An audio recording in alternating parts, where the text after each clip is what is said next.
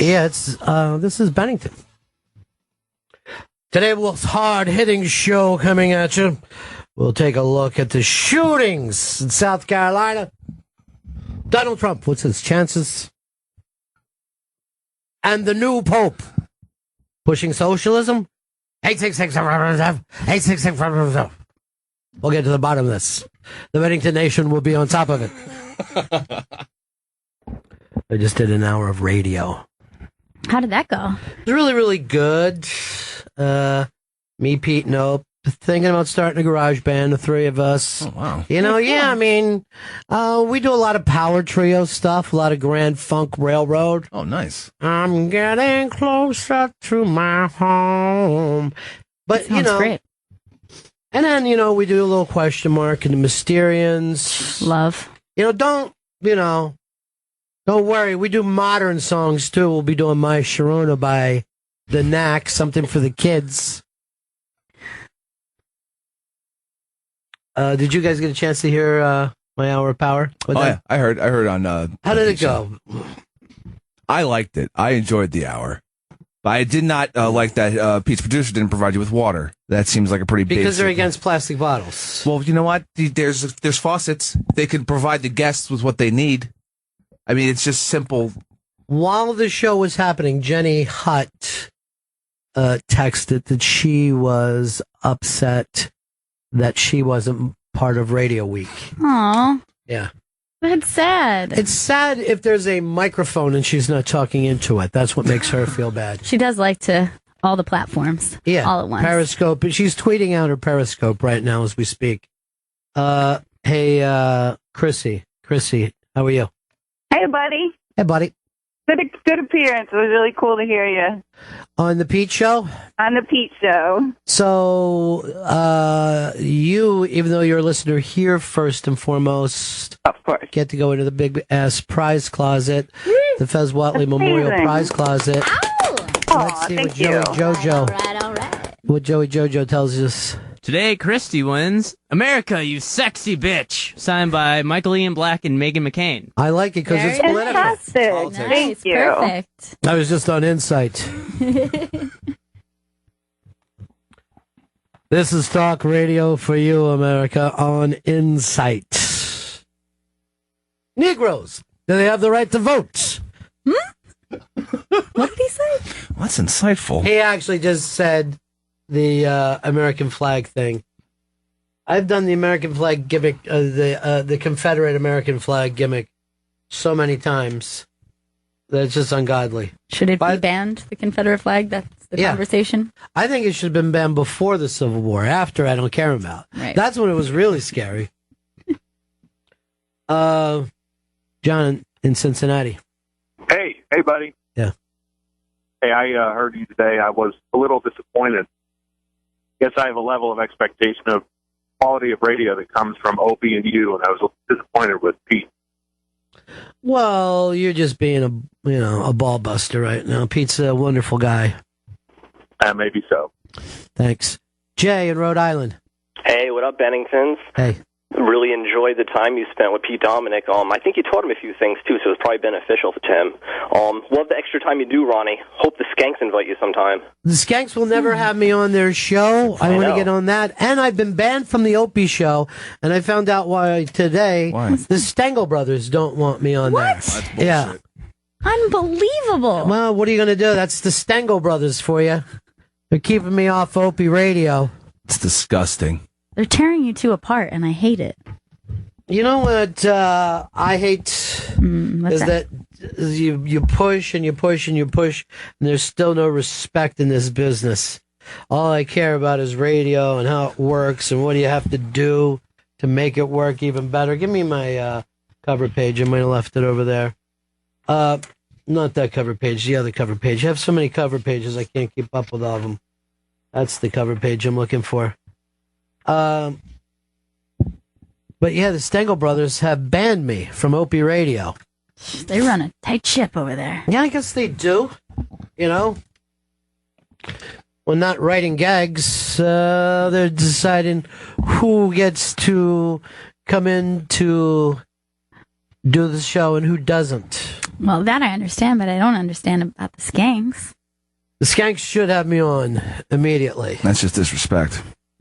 And the Stengel brothers seem to think they're Roman emperors here. Banning people? Not Roman. Get that right. Bob, Texas. Bob. Hello, buddy. No, we're done with that. Oh, man. I'm just amazed that Pete Dominic was not aware that you didn't give a shit on any level if he's listened to your show much at all. I mean, but I love your show, of course, Ron. You but know, anyway, I've heard this from other people that say that I'm intimidating. I never get that gimmick. They say they don't know what I'm thinking, and that's because I don't run around all the time going like this. Will you like me? Will you like me? Huh? Please? That's the person you should watch out for. I know, but that's the person I guess I'll have to be before people get comfortable with me. Opie came in, folded his arms and his legs. Both. I don't know whether it had to do with Pete or me, but I think when you do a show, you don't like to guest on another show. I would imagine. I have not experienced it, but I would imagine that it's pretty bizarre. It just feels like someone's doing it wrong. Right. That's what it feels like to be on someone else's show. You guys are doing everything so wrong and different. I would just say this all the time: ask better questions. But, you know, people who... Well, first of all, I will say this. When people do my show, whether it's Ron Bennington interviews, this show, Unmasked, I attempt to take care of them and put them at ease. Yes. Not to act like... Let me bring up a marriage that fell apart of yours. Now we got you in the hot seat. Yeah. Turn the heat lamps on. I don't know if that's a thing. Yeah, I think sometimes people turn on the heat lamps. I think that's part of the big fun for them. Giant spotlight. Yeah, giant spotlight of heat lamp. They treat you like your fries. By the way, did they put up the red burger yet? Yeah, that just went up. This is a real thing. No. It's a burger with a red bun. No. And red cheese, and they're promoting it, but Burger King is running this, and they had the black burger before that. I didn't, until you said it, I didn't know this was the red cheese. That's even fucking nastier than the red bun. That's disgusting. I thought that was a tomato or something at first. I just was focused on the bun. And yet I want to bite into it. I want that redness. Well, you know, it's got to just be dye. It's not like it's going to taste probably any different, right? I think it's tomato sauce. Okay. Again, a mild enough flavor that you're probably not going to pick up. Like, this bun is lightly tomatoey. Not like my idea of putting the bread on the inside of the sandwich.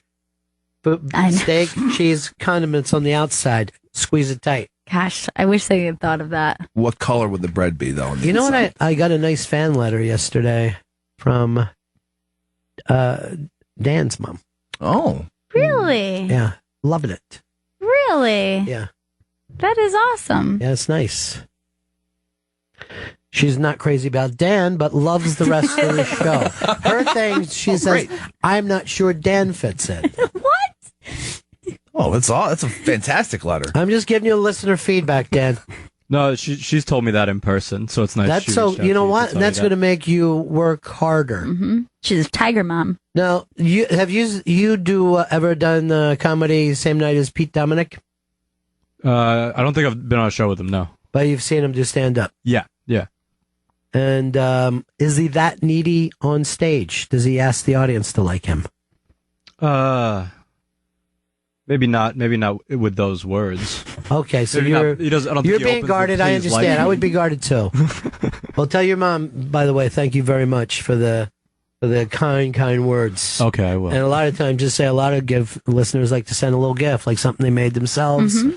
You know, something a little special for everyone that we could maybe even all share. I don't know. Well, I don't know. After you guys left with the boxes of beer the other day without thinking about me, I got a little annoyed. And Chris never ever says to me, "You want half this weed and hash oil?" I didn't think that would be a You've never good offered? idea. Oh, by the way, I have to thank Kiva Confections and the #1 Pound Club on Instagram for some edibles that came in. How long ago? Yesterday. It came in yesterday. The #1 Pound Club on Instagram and Kiva Confections. Thank you very much. The 1 Pound Club. The 1 Pound Club on Instagram. You're putting the emphasis on but it seems like it's 1 pound, like they're pounds of weed. That's the thing. The 1 Pound Club. I know the accent. You know what I mean? The weight that he gives the word the. I have a strange way of talking. It's the most important part. I hope I'm invited back on Pete's show tomorrow. Yeah, me too. Yeah. It sounds like it went great. I didn't get to listen because I was stuck on the train, but track fire. Was there a track fire? Yeah. It's pretty scary. And they wouldn't say like get off or we're getting you out of this. They just sat there with the doors open while the place filled with smoke. I call that a tunnel fire. Yeah. No, the tunnels were on fire. Why didn't you get out?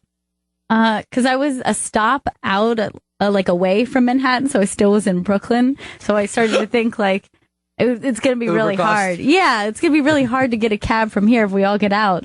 So I was just hoping they were going to drive us right through the flames, which is what happened. It just took them a long time to decide to do it. They wanted us to get nice and smoky in the lungs before closing the doors and getting us out of there. I mean, subway's metal. I mean, with fire, let's just go over for a second. Yes, metal things never melt. And hold on to people. We got some big guests coming in, right? Champ's here today. Champ is here. Mr. Judah Friedlander. And also Chris Gethard. Two of our favorite guests. So exciting. Today's going to be a funny day. I'm not going to be able to get to that Confederate flag. Shit. Or the shooting, which I'm against the shooting. Pete acts like I never take a stand on the big issues, but I'm against the shooting. I, for one, agree with you. Yeah. I am anti that shooting in particular. I think it's all in John Lennon's, all shootings. Yeah, actually, now that in particular today. Right, particularly right now. Yeah. More than even other shootings of the past. I don't mind if someone shoots a child molester and or rapist. Yeah, that's less bad. Yeah. That's the shot I want to be able to take one day. As long as they have received a fair trial first. Oh, I'd rather not. I'd rather just there's nothing I could have done. Mob justice. Yeah. Here's Hard Rock Johnny. Johnny. Yeah, hi. I'm looking for a Model Q pontoon boat. Is this Bennington Marine? It really, really annoyed me that they fucking paid so much attention to that. You know, unbelievable. And then the rest of his prep was just shit. I know you never did stand up, Ronnie. Really? Now, did they think that you were behind the pontoon boat? Oh, I was. I was. I actually, because they asked, is there anything else he wants to plug? And I said, give him that Bennington Boat Company, which is Bennington Marine. Right. And then when I looked it up later, I'm like, wait, this is just pontoon boats? So I was really hoping for something a little sexier out there. Nope, you got the old pontoon boat. Well, it's great because you can barbecue out there or put a keg up. Nice. Kids can dive off of it. You know? It's a great thing to be associated with. Yeah, just spend the summer floating along in ease. Mm-hmm. Gail, you're like the heir apparent to the pontoon industry, so don't worry about it. Yeah, it's such an honor. I don't know if they got pontoons in their blood the way their daddy does. Just trying to keep the business afloat. All right, Johnny.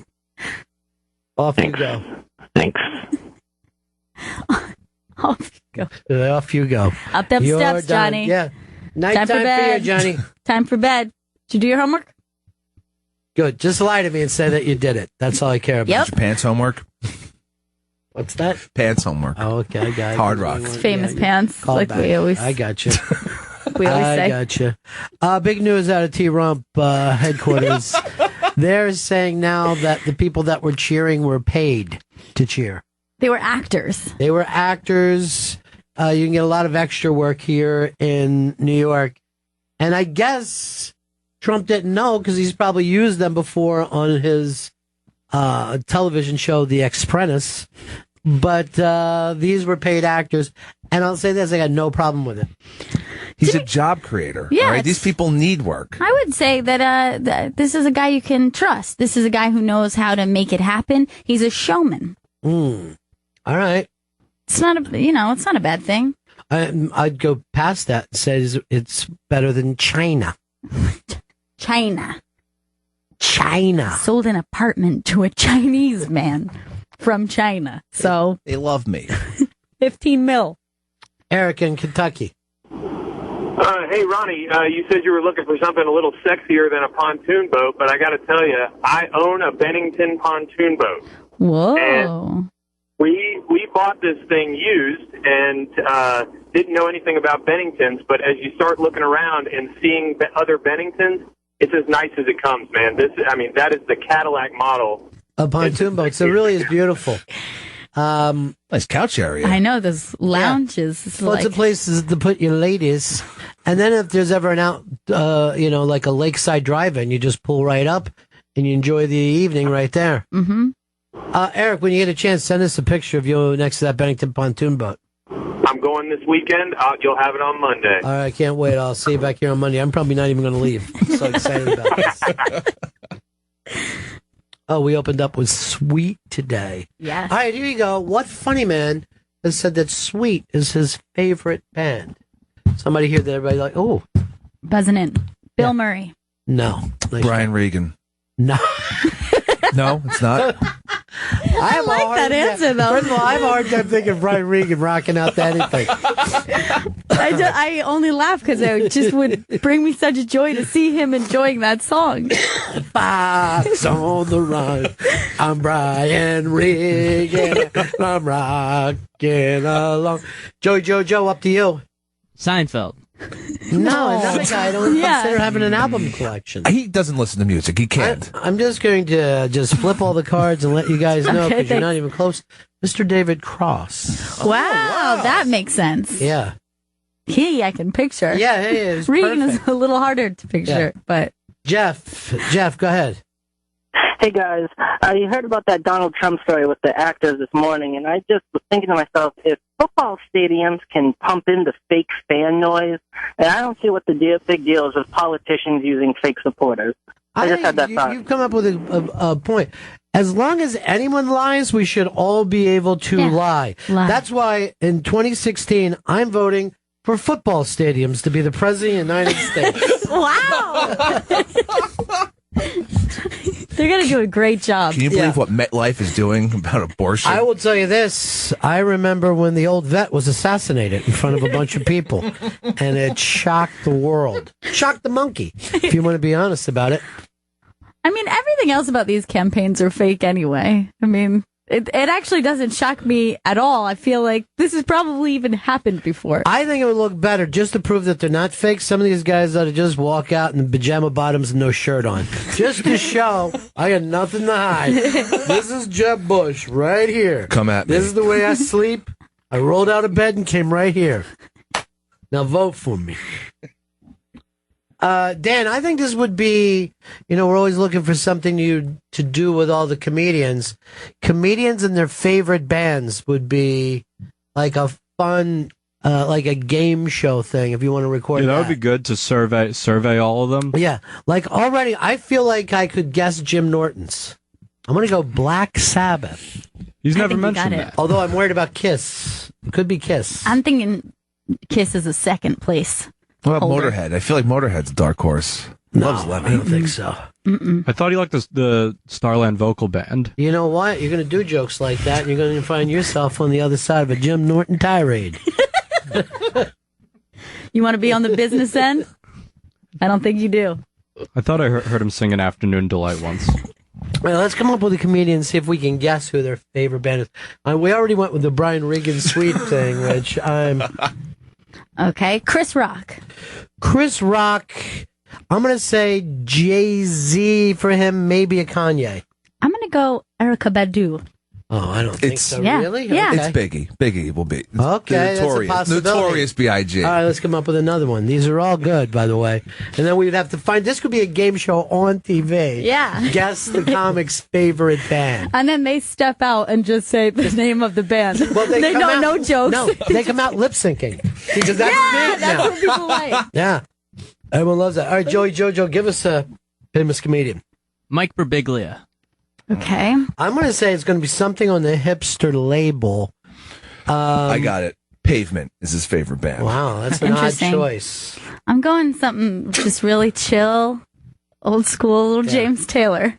Wow, Yeah. that's shock. I think because he's been hanging around a lot this week. First of all, you would probably be pretty safe by saying James Taylor for anyone. Yeah.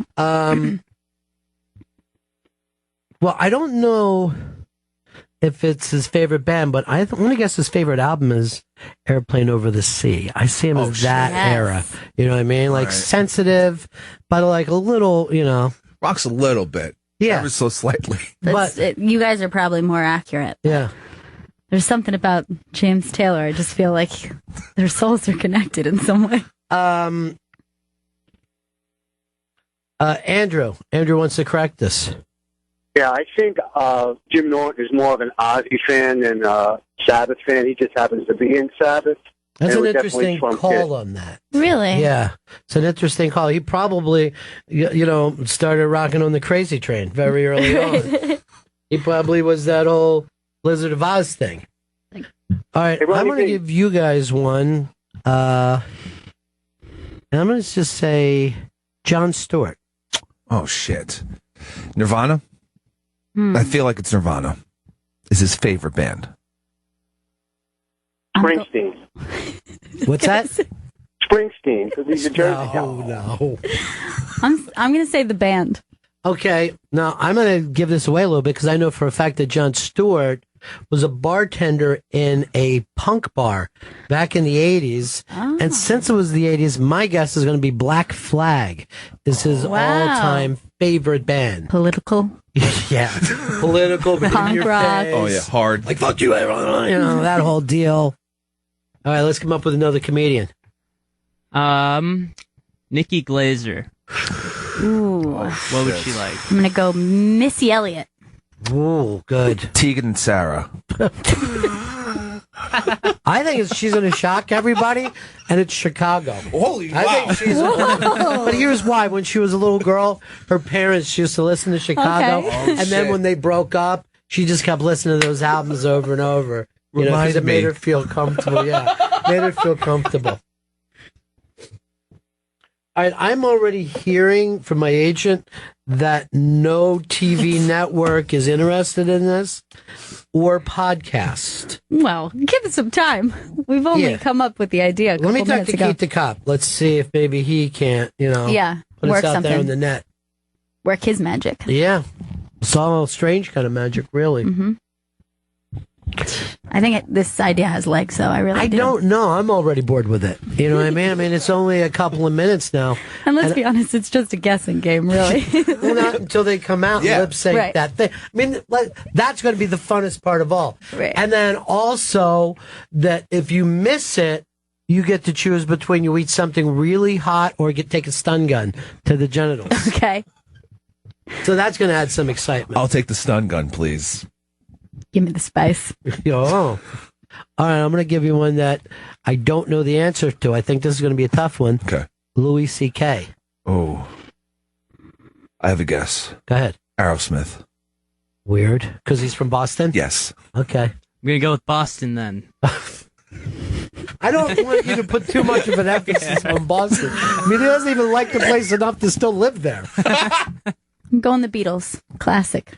I'm going to go in a different direction and go Los Lobos because he's Hispanic. Not a lot of people know that. All right, I have one. Stephen Colbert. But before I continue, Dan knows the answer, and I have a prize for you guys. The winner gets one free lobster roll from Luke's Lobster. I have a card for a free lobster. Dan knows the answer. Shit. Okay. So Stephen Colbert. Stephen Colbert. I want this. I know. Like now, I'm like, don't go for the joke. Get that lobster roll. That fucking lobster roll. I think it's got something to do with rock lobster. So I'm going to say B-52s. Chris? I'm going to say Jack White. I'm going to say Neil Diamond. Yeah, I think you might be smarter on the nerdier aspect of this. Squeeze. It's Elvis Costello. See, nerd rock. Who's closest? Do I get the lobster roll? I think B-52s are the closest. I think you're right, actually. So in sound, it definitely is. No, wouldn't it just be like at that point, rather than Dan tell us, just it would open up, and here all of a sudden Colbert would come out with these big thick glasses. It's so funny to be seeing you after so long. And then you would just look over and the winner would be eating their lobster roll. Like, you gotta eat the lobster roll there. Here's one I do know the answer of myself. I believe I do. Okay. No, yeah, I'm gonna just put it out there because it might be easy. Ricky Gervais. Okay. Ricky Gervais. Yes. Ding ding. Yes. David Bowie. Is correct. Get yourself a lobster roll. Right, you want a free lobster roll. Now you gotta eat the lobster roll in 2 minutes. Wait, why? In between rounds. It's kind of fun. Thank God. And the only people on the show are allergic to lobster. Oh no. So that keeps us watching them. Thank God it's got that soft bread though. It'll be easy. No, the bread's on the inside. Lobster on the outside. Squeeze it tight. Hold it in. And you can only drink the drawn butter. Yeah, it's even better. Oh. Sarah, Kentucky. Hey. Yeah. Hey, going back to Stephen Colbert, I remember reading that he would play Neutral Milk Hotel like during the commercial break to like get himself pumped up. I think Holland maybe, or I can't remember which song it was, but It's Holland, 1945, and he ended his entire series with that song. Oh, I love that song. But what about Todd Barry? Pump it up. Todd Barry? Yeah. Do you happen to know the answer? No, but I would. This is curious what he would listen to. I can't picture him rocking real hard. Yeah. But then I can't picture the music being too sensitive. No. I'm going to think Hall & Oates for Todd Barry. Interesting. I was kind of thinking that as well. I was only thinking Oates. Just specifically Oates. Yeah, I think he likes Oates' solo work. You know what? I'm going to go Bob Dylan. Bob Dylan for him? I'm going to be a Dylan man. I'm going to think, if I was to be honest about this, I would go Bryan Adams. Not Ryan Adams. Bryan Adams. Cuts like a knife. Okay. I would go with the Eagles. No. Philadelphia Eagles? Then yes. Yeah. I just like listening to the sounds of the Philadelphia Eagles. Fly, Eagles, fly on the road to mystery. For some reason, I sang mystery instead of victory. I don't know why I did Well, that's that. because it's so mysterious. We don't know what the plan is with this team. What winning is like. Fly, Eagles, fly, lose in the early part of the playoffs. Can I put out two more that we can guess? Okay. Do you know the answer, though? Chris Gethard and Judah Friedlander. Gethard is going to be hip as all fuck. Yeah. And I'm going to say... I'm going to say for Chris Gethard, Devo. That's pretty good. I'm going to kind of guess it's a band you've never heard of before. You know what I mean? And I'll just do that. A band that we all go, who? And then we'll find out it's some garage band that broke up after 2 weeks. Now, Judah Friedlander, I know for a fact, because he has the album, his favorite band is Judah Friedlander Gargling. And he'll just listen to that and he gets extra power and strength from it. I guess his least favorite song is "We Are the Champions" because it's just not true. He's the champion. He's the only one solo. He likes a song called "Judah is the Champion" of the world. J Bone in Philly. Hey, Bennington's breaking news, a big Song of the Summer update. So Philly's favorite band, Dr. Dog, just released a song about the Philly Fanatic, and it is smash, 100%. All right, Chris is looking it up now. Got it. Good, hold on. And I'm also going to guess that Chris's favorite band, and we're going to ask him. I think it's going to be LLC. LLC. His house band. Because you always got to say your house band. Yeah. Like Jimmy Fallon's going to say the Roots, even though it's not the Roots. It's not the Roots. All right, let's take a listen to Dr. Dog and his song about the Philly Fanatic. And it's magic. La, la, la, la. It's the Fanatic. And it's magic. The No Fighting Phils. Philly Fanatic's got their own little song there. Seems like it's a song of the summer to me. I like any song you never heard, but you can literally sing all the lyrics by the end of the song. Got it. Halfway through. Got it. I'm in. All right, I'm going to go over, because like it was a blur that I was on the Pete Dominatrix show this morning. Here's some of the things. I'm going off of RB quotes. And if you don't read RB quotes every day, you're a dick. All right, when he said that there was no bottle, he didn't serve us water because he's an environmentalist and he doesn't like bottled water. And then I said, what do you do? Send someone down to the river with a hat. I'm happy with that line. Ron, you let your callers go on too long. Pete, I'm flattered you listen. Ron, no, I'm just guessing. I see insecurity in parents if they're so obsessed with their kids. And then Pete said, you didn't look both ways. You didn't tell your kids to look both ways before crossing the street. No, I was just looking out the window laughing. Was my line. Then here's Opie's kids play with Anthony's girlfriend. On why Patrice didn't like Pete Dominic is that he liked us better than Pete Dominic. I says because we weren't rubbing him and touching his skin. Here's one I just simply said I could give two fucks what Pierce Morgan has to say. That's kind of taken out of context. I didn't know you guys were beefing. Yeah, I didn't know either, but I was just... it's sad there's not a microphone. Oh, I think that's from our show. Yeah. So that's the quotes from Ronnie B quotes. Probably the most readable thing on Twitter today. Yeah, I agree. I'm going to give that to Dan's mom, so in case she misses any of this stuff. It's a great way to catch up. Yeah, or maybe she even like to add some stuff in there. Just mine for gems on Ronnie B quotes. But you didn't listen today. You didn't give it a listen. You were in the train of fire. Yeah. I came to work in a burning train of fire. It went down, down, down, and the train went higher. I saw an amazing thing with Johnny Cash. You know, his wife wrote that song, right? Mm-hmm. And he said he sang it for years, and then one day he went, wait, I'm the Ring of Fire. He didn't even know. Yeah. He did not know that he was the Ring of Fire. Right. Yeah. She's getting burned. Yes, just being near hurting her.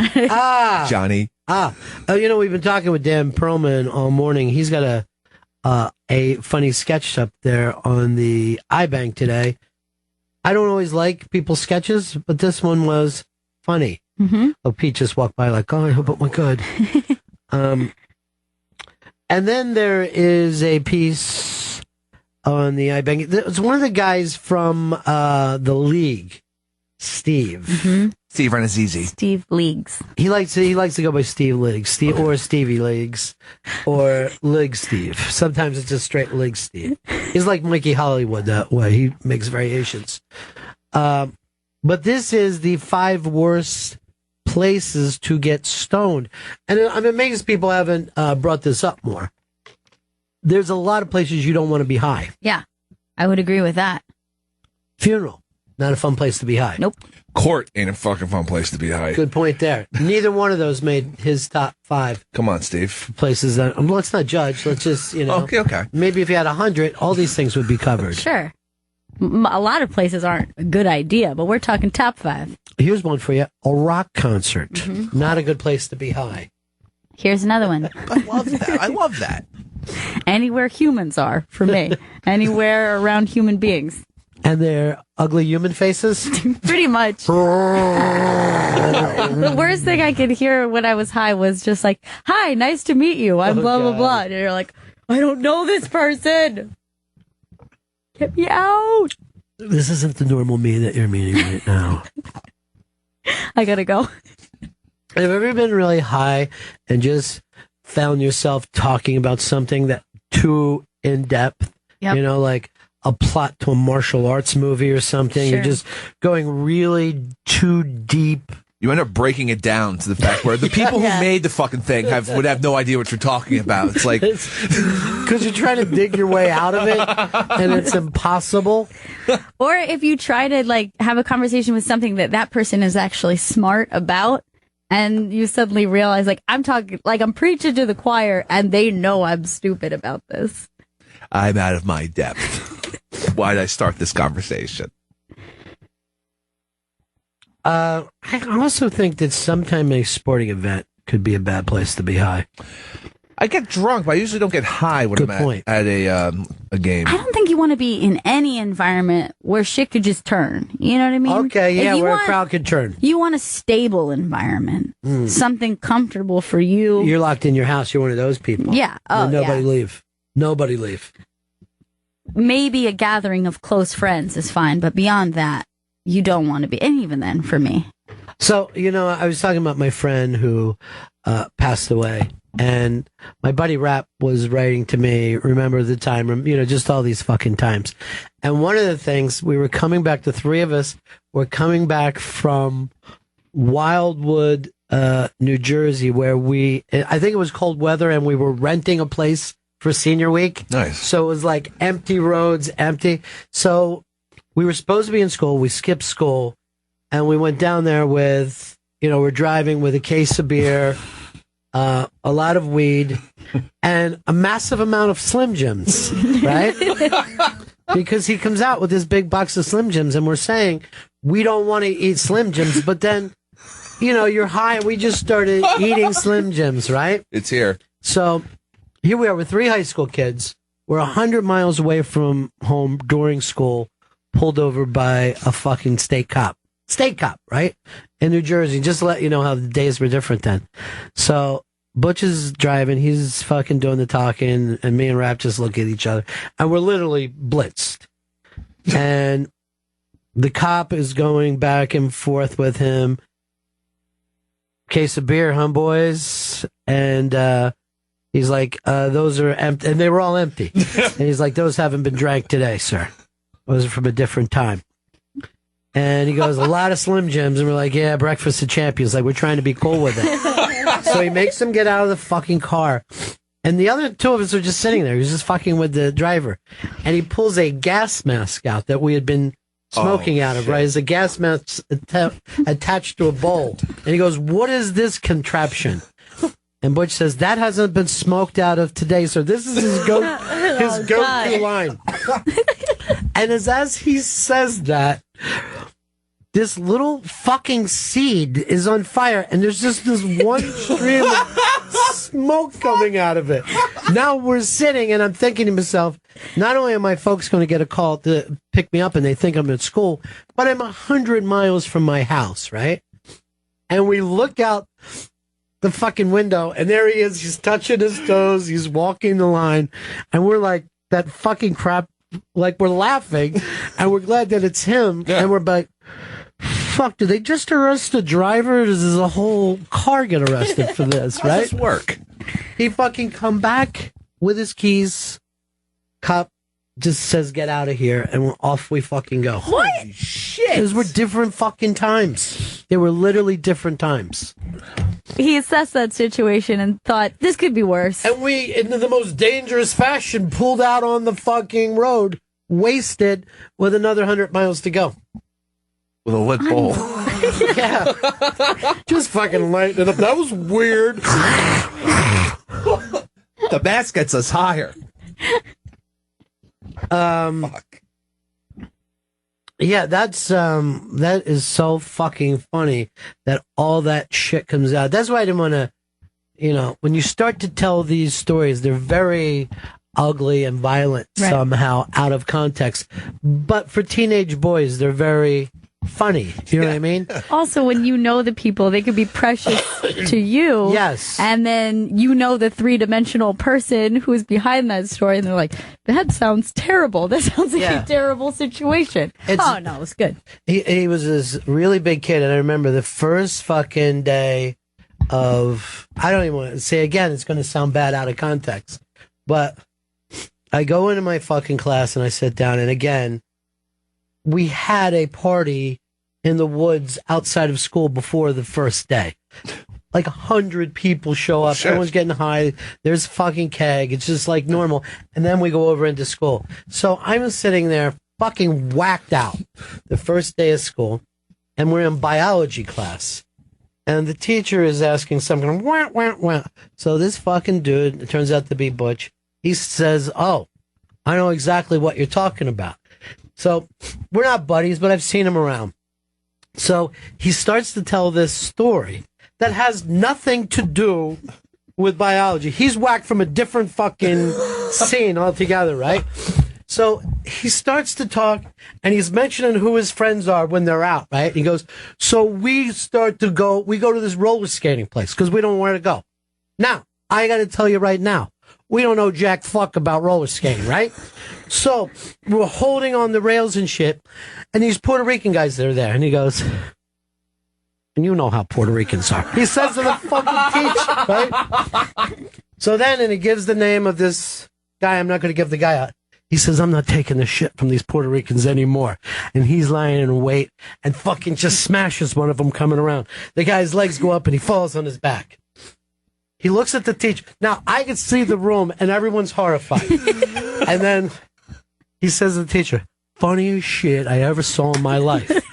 And until I hear this, my back, I can't move my legs.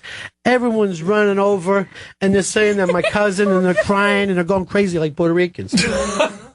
So I look at my friend, he says the guy's name, and he goes like this, and I go, we better get the fuck out of there.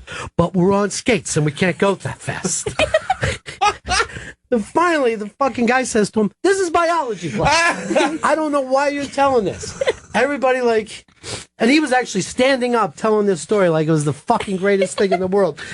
Getting zero feedback. And then he sits down, and I remember thinking to myself, I think I'm going to be friends with that dude. He's big, he's got, you know what I mean? Yeah. Clearly crazy. Yeah. That's how I tell a story. Yeah, obviously you can see that he's there for everybody. Probably a good guy to hook up with this year. And literally I got a million fucking weird stories like that. But out of context are always like... Yeah, out of context, they're fucking terrible. Out of context, they're terrible. Once I had to call someone pretending to be somebody else to find out what kind of trouble that he was in. Oh, shit. I got a million fucking stories like that. And literally from all those people. And that's why I was talking about that shit yesterday. That it's weird how it never really leaves you. All right, John, Tampa. Hey, Ron, I did love the tribute yesterday. I got a slight correction for you. I went to high school with Mr. David Cross, so I happen to know, at least at that time, his favorite band. Would anybody in the Bennington family like to guess? No. Okay. He actually got expelled for it because he painted the emblem in the parking lot. So he always used to run around with the rain jacket with the Who emblem from Quadrophenia painted. Well, the Who could work for a lot of people, too. Yeah. That's a good one to go, though. I mean, if anyone said to you, is your favorite band The Who, you might go, I guess. I don't know. Times, yeah. It's got to be there. It's not that they're not my favorite band, so I feel like they must be. It is. There is a certain age, I think, where you stop having a favorite band, though, isn't there? Yeah, I think, when you're young, you associate. You have to have a favorite. Yeah, and it's a question that comes up a lot. Yeah. Like you meet someone new and you're like, what's your favorite band? It's like, don't say something stupid. Shit. What do you like? Who Doors? You made that up, didn't you? Who Doors, yes. Beatles, Stones? The Beatles, Stones. Pick one. Yeah, if you say something classic rockish, you can get by. Yeah. You know what I mean? If you say anything too new, then you sound like an asshole. Yeah. You sound like you just started listening to music yesterday. I guess what's happening right now is the best stuff ever. This is something that I think has changed over the years, though. And I'm going to say this is a phenomenon of the last 15 years, is that pop acts don't go away. They used to... you would be a pop act for a year and you'd be big or whatever.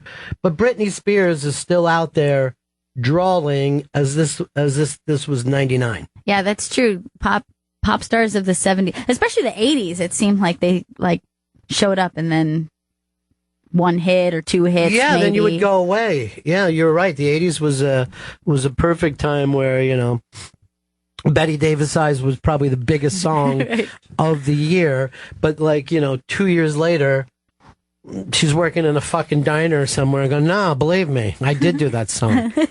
You're the asshole, not me. But now, JT is a respected person. I would have thought Maroon 5 would last as long as they have. Maroon 5 is established. It's gigantic. Yeah, Maroon 5 is established. Maroon 5 is one of those bands where I understand that they're so massive, but I don't know anyone who is a fan. So I'm always just wondering, who are these people? Because there must be a lot of them. I feel like they have to be children, and then the moms of those children who listen to them while they drive them to work. Like these soccer moms and little girls basically have the same favorite song. And then the dad now, any dad out there, his favorite band is a metal band. Yeah. Like metal really belongs to middle-aged dudes. Dad rock. Yeah. It's like I watch football and then I smoke cigars and I listen to Iron Maiden. In my man cave. He's like, yeah. Gonna go see him soon. Don't have a heart attack, Dad. You're really rocking a little too hard in there. Don't forget to take a break. I put $6,000 into the stereo system in the man cave. It's going to no one come in. If you hear the metal playing, you are not allowed in this fucking room. But isn't that weird that metal is now dad rock across the board? It's bizarre. Like, I've never been to a metal show, but metal shows are middle-aged white guys now, still wearing the black t-shirts.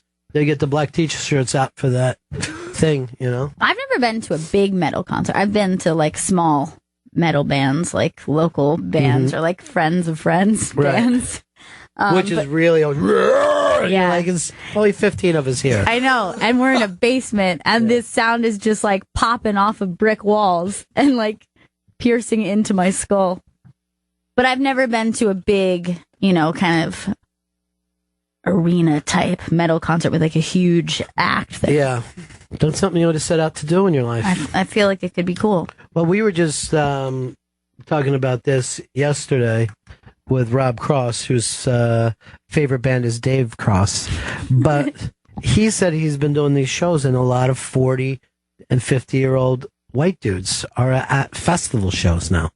He says it's very weird. He didn't expect it. Yeah, the last time I went to the festival was a long time ago, but it was all kids. It was all just fucking... Yeah, certainly from the pictures of festivals, it looks young. But he brought up a big point that it's so expensive that most young people could not afford to do that. Well, Eddie Trunk goes out and does, festivals all the time. And the bands are normally, 80s bands. There's a lot of festivals now where you go to see parts of old metal bands. It's never all the original guys. I'm saying half of them, and it's fine. We're on the campgrounds. We're getting fucking whacked. Well, what's really funny, too, now about rock that, is now you buy those tickets and you pretty much get to meet the band after. You know what I mean? We ended up partying pretty hard with the drummer from Journey. And he was great. He was loving every minute of it. I brought him up because he just got busted for punching out his chick, which is always funny. You do love and touch and squeeze, and then you got choking. Is the next thing? Forgot to mention that one. Yeah, forgot to mention choking as well. Part of it. But I don't think, does anyone ever punch their chick without being drunk? Is it something that a sober guy has ever done in history? I think there are sober wife beaters, but they're in a different category. They're true monsters. I did not mean to make it sound like true evil scumbags. So you're saying that's acceptable. Right. The guy thought about it. He made a sober decision and got it done. But if you were punching or choking your chick or dragging her and you're sober, where's your fucking head? At least you could say, if you're telling me this, I'm going to believe you, but I'm totally blacked out. I don't remember this. Then you're like, okay, just go take the classes. But if you're like, I came back from the gym and there was some dirty dishes. I lost my shit, just started choking her with... she should have known better. She knows I hate dirty dishes. It's acceptable to say I got so drunk that I actually was confused of her physical abilities. I thought we were equals, and we did get in a fight. Yeah, I thought that she'd be able to handle it. What can I say? So who do we got? What guests do we have songs for today? We have a song for Mr. Judah Friedlander. Well, let's take a listen to that now before Judah gets here. He is the champ, you know. He's the best ever. All right, here's a song for Judah. It's a lot like our football song, though, right?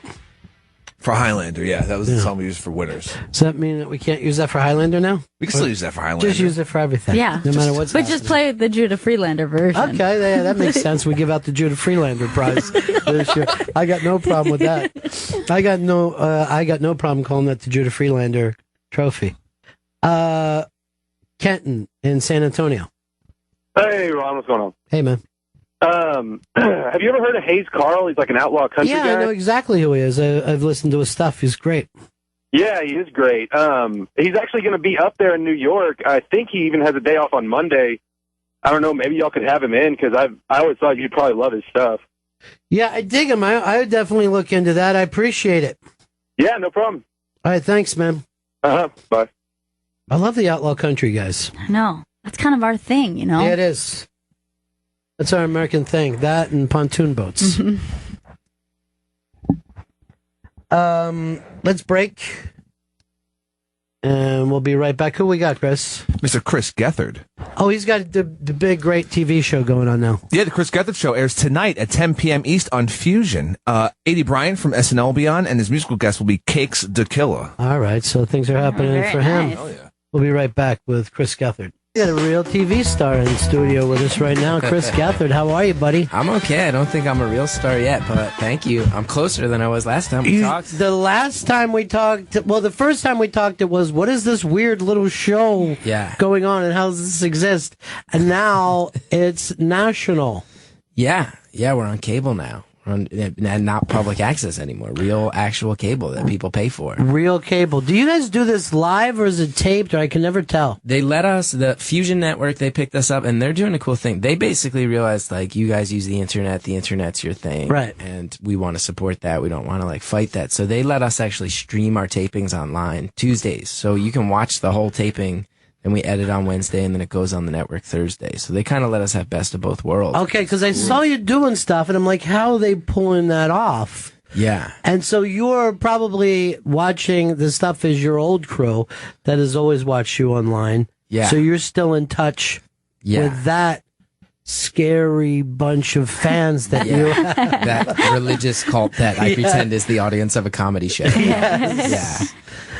They're still on board, and then hopefully we find new people through the new platforms we're on. Well, and also now you got some really cool guests and stuff like that you probably couldn't have got before. Yeah, I think so, and I think it's like a lot of people have agreed to come do the show now that we have a deal because I think they're like, yeah, you guys fought hard for this. Like, if I can help, I want to come help. It's like a lot of like sympathy, a lot of like people who are like, yeah, we'll come help you guys out because you fought for it so hard. So it's nice. It's cool. Well, it also becomes like a hip angle. Look at the President of the United States is going to drive and do Marin's show inside the garage. Yeah, I just heard that. That's Is that nuts? It's really nuts.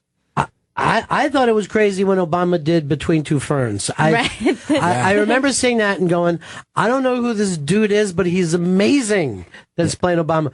But to go out and go in the garage with Marin is, that they have to be looking at it from the thing of, what can we do that makes it a first for our president, Yeah. First president to do a podcast. He certainly seems to be in touch with that. Like, he's definitely keeps it in mind to stay. I don't know if it's even just youth, but it's like relevant. Exactly. And it's thought out. It's not like, hey, here's a weird idea. They probably went and ran the numbers. What would you think of this? Edgy. That's what we're after. Well, you know who the first president ever be in an airplane was? Who's that? Take a guess. Let's see. That would be... It's going to surprise you. Let me guess. Truman. Gerald Ford. And they waited that long? No. No. It was a Roosevelt, but it was Teddy Roosevelt. Teddy got up in one of those like crazy little biplanes. Oh, that makes sense. Yeah. He was a maniac. Yeah. He was a lunatic. But that would be like if we saw Obama in one of those wingsuits just jumping off Dear something. God, you're our president. But yeah, don't you like a crazy president like Teddy Roosevelt? Isn't that? Oh, I love nothing more. I wish we lived in an era where presidents could still be crazy. Donald Trump is running, and he gave the most insane speech. I mean, his speech was so crazy that he should have made it on your show. That would have been perfect. Open invite. Donald Trump, open invite whenever he wants to drop by. Well, now they've also said this, that he paid the audience, that he paid actors to come there and cheer. That came out today. But I have a hard time believing it's a first. I think the first, maybe the first time we found out, but I'm sure maybe even for smaller events, I bet other people campaigned and said, let's see who we can get in this small town together. Yeah, it's tough to get a lot of that. It's all business like that. Yeah. Particularly when you're going to Iowa first, you know? We could never have a truly crazy president again, right? Like, you couldn't have an Andrew Jackson. No, I don't think so. Or like a Warren Harding, who was just a thief. You couldn't have that anymore, right? You would have to have some, they'd have to be quietly crazy, but they couldn't be able to, you know, just gibber, because they beat you up over one thing. Any one thing they'll take and they'll shred it. Like, you couldn't have a president who was killed a man in a gentleman's duel. Yeah, I don't think so. I don't think that's going to happen again. Although Reagan went nuts, right? Don't they say for like the last 3 years they were just propping Reagan up? Yeah, I think he went senile. Yeah, which I should be a little more sensitive. It's sadder, I think, than being nuts. You know, it's like, mommy, what am I doing in here? And I mean, could you imagine the panic of when he started to get like that? And if you were on the staff, and you're like, we have to protect the legacy. Is he the president who called his wife mother? Yeah, or that was Bush? It was Reagan. Yeah, that's a bizarre move. Mother? Do it in public? Yeah, that's their thing. You know, they had a weird, it's a weird little game that they made everyone aware of. They had fun with it. You can't take that away from them. But, you know, that they would stop him. He would just be walking down the hall wearing, you know, just rain boots for no reason. Oh, Mr. President, why don't we get in here and get changed very quickly? You know? And they said this was the saddest thing, is that during his retirement, you know, we didn't get to see him for years during his retirement, but the Secret Service would throw leaves into the pool so that he could go out there and just scoop them up. He liked to scoop leaves. That's really all day. sad. He was doing his little job. It's really heartbreaking. One of the saddest things I've ever heard. Yeah. This was a man who was responsible for taking down the Soviet Union. Yeah. And then, you know, the next you have a job. Yeah. Yeah. There's you did leaves good with out that. there, Ronnie, you know. And every once in a while, they would just throw in a dead dog to see if he would react to it or not. He's not even noticing. He doesn't know.